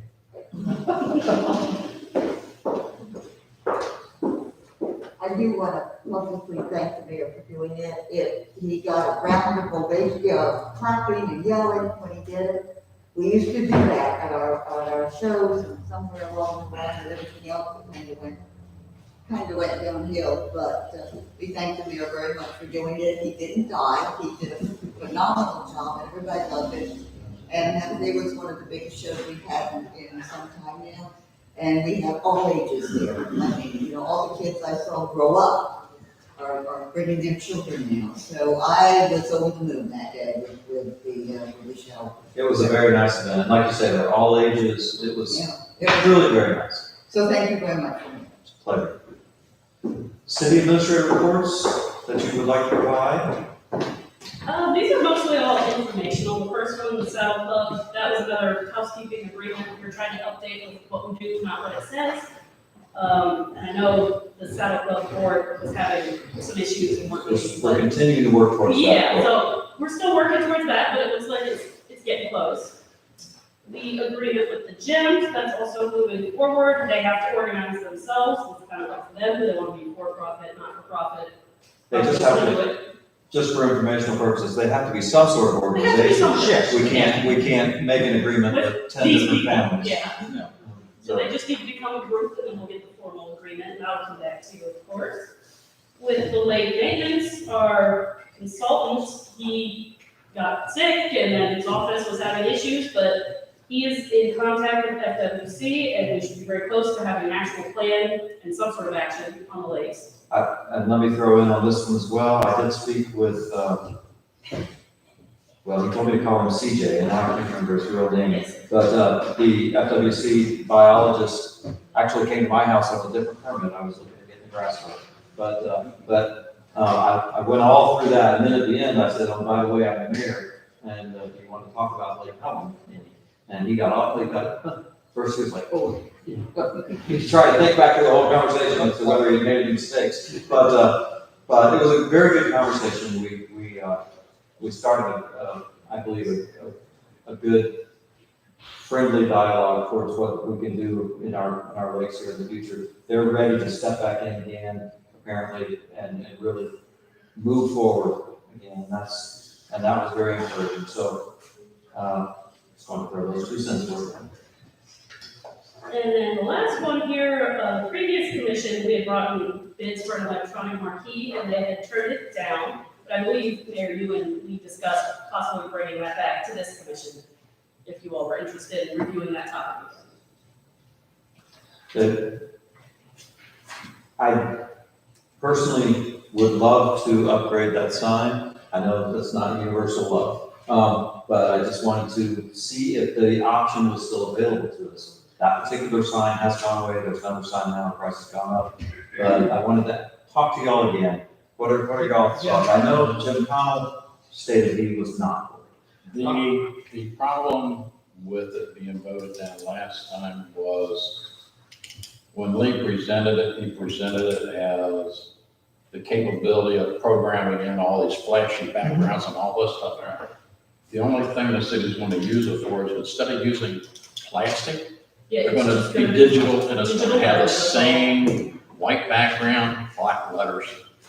Always, it'll scroll through. If there's 6 things going on, it'll scroll through them instead of having to go out there and change the sign every No time. actual fireworks. No fireworks, no No flashes, colors, and it doesn't violate the sign permit, because the sign permits digital signs in Lake Allen already. The sign ordinance. That was, I think, a big concern. The sign ordinance allows digital signs, otherwise the gas company wouldn't be able to have theirs out. So that's why, this is on here, because I had asked the city administrator to look into it again and bring it to our minds once again. I like the fact that an employee can sit at their laptop and it comes up on the sign. I love that. Greener sign. But I also love all that old school antiquated stuff, because that really fits Lake Helen. And so I'm always torn on these situations because it costs, I mean, how much real money does somebody put into it? So, when it comes to those sort of architectural, artistic kind of things, I really like to look at, okay, what does it really take to do that? And is it time to change? And I tend to lean on staff a little more when it comes to that kind of stuff, because you don't want to be stuck in the past, but yeah, you did it. Yeah, one of the things that I wanted to put into the conversational mix, and I certainly understand that, I'm not disagreeing with what you just said. I'm just thinking about what else I wanted to bring into the mix, was that there were several concerns about communication, particularly boil water notices, things like that. Things that we can put on the marquee if we have an electronic thing that is tied in with the website, and that communication is more seamless. That would be helpful. It can be put on, the flip side, we can put it on the website now, and it's still there. It would work for me if we could put the equipment inside a housing, and at the top of it, that little clay tiles across it, and it made it look like you still have an old-fashioned look. Old-fashioned kind of look to it. What they'll do is, where you see the white background thing, they just slide that out, and they slide in the double-sided screen. Yeah. That's all. So what was the same? The sign stays there, it's just the screen that changes. The, With a computer receiver and all that stuff. On the flip side, you're talking about spending $8,000 for an inconvenience of walking outside and changing a sign. No, you're wrong, not 8,000, 18. Right, $18,000. You're right, I get that. That's a lot of money. It is. $4 million corporation, it's not that much. There's the flip side on that. I want to not have the mentality, well, it's good enough for Lake Allen. I have heard that my whole life. It's been a personal problem for me my whole life. If we have the mindset, well, it's good enough for Lake Allen, we will never get out of the mud. We'll never get out of the mud. It's not all bad in the mud, but it's like it. But I just how many times has the sign been outdated for a couple of days because they couldn't get out there? Every month. You mean the rain? Not just the rain, time. It's Time. You gotta pick out the letters, you gotta take the letters off, put them back on, and it's doable, but only so many hours in the day. Just, again, thank you for letting Okay, me. I'll volunteer to come down and do it. Okay. And after about 4 days, I think I'll be ready to buy new signs. Again, thank you for indulging me in that conversation. Anything additional from anybody? I believe we are done. We can, it's not midnight yet. I know, I feel bad. I intentionally did not say, we've got an easy agenda tonight, I think we'll be out of here early. Every time that's ever been said, we've gone over. Anyone who has not purchased your tickets for the gala on February 24th, please do so. And I think it's going to be great fun.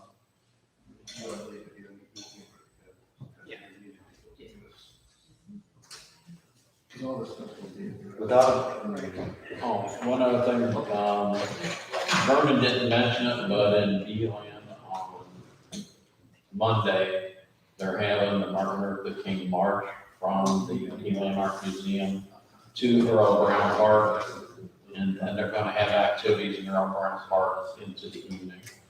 So if anybody wants to participate in that, they can. thank you. Without objection, meeting is adjourned.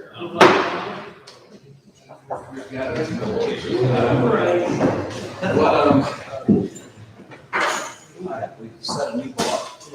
It's what I don't know, we're not done. Yeah. Actually, what we need to do, honestly, tonight or tomorrow,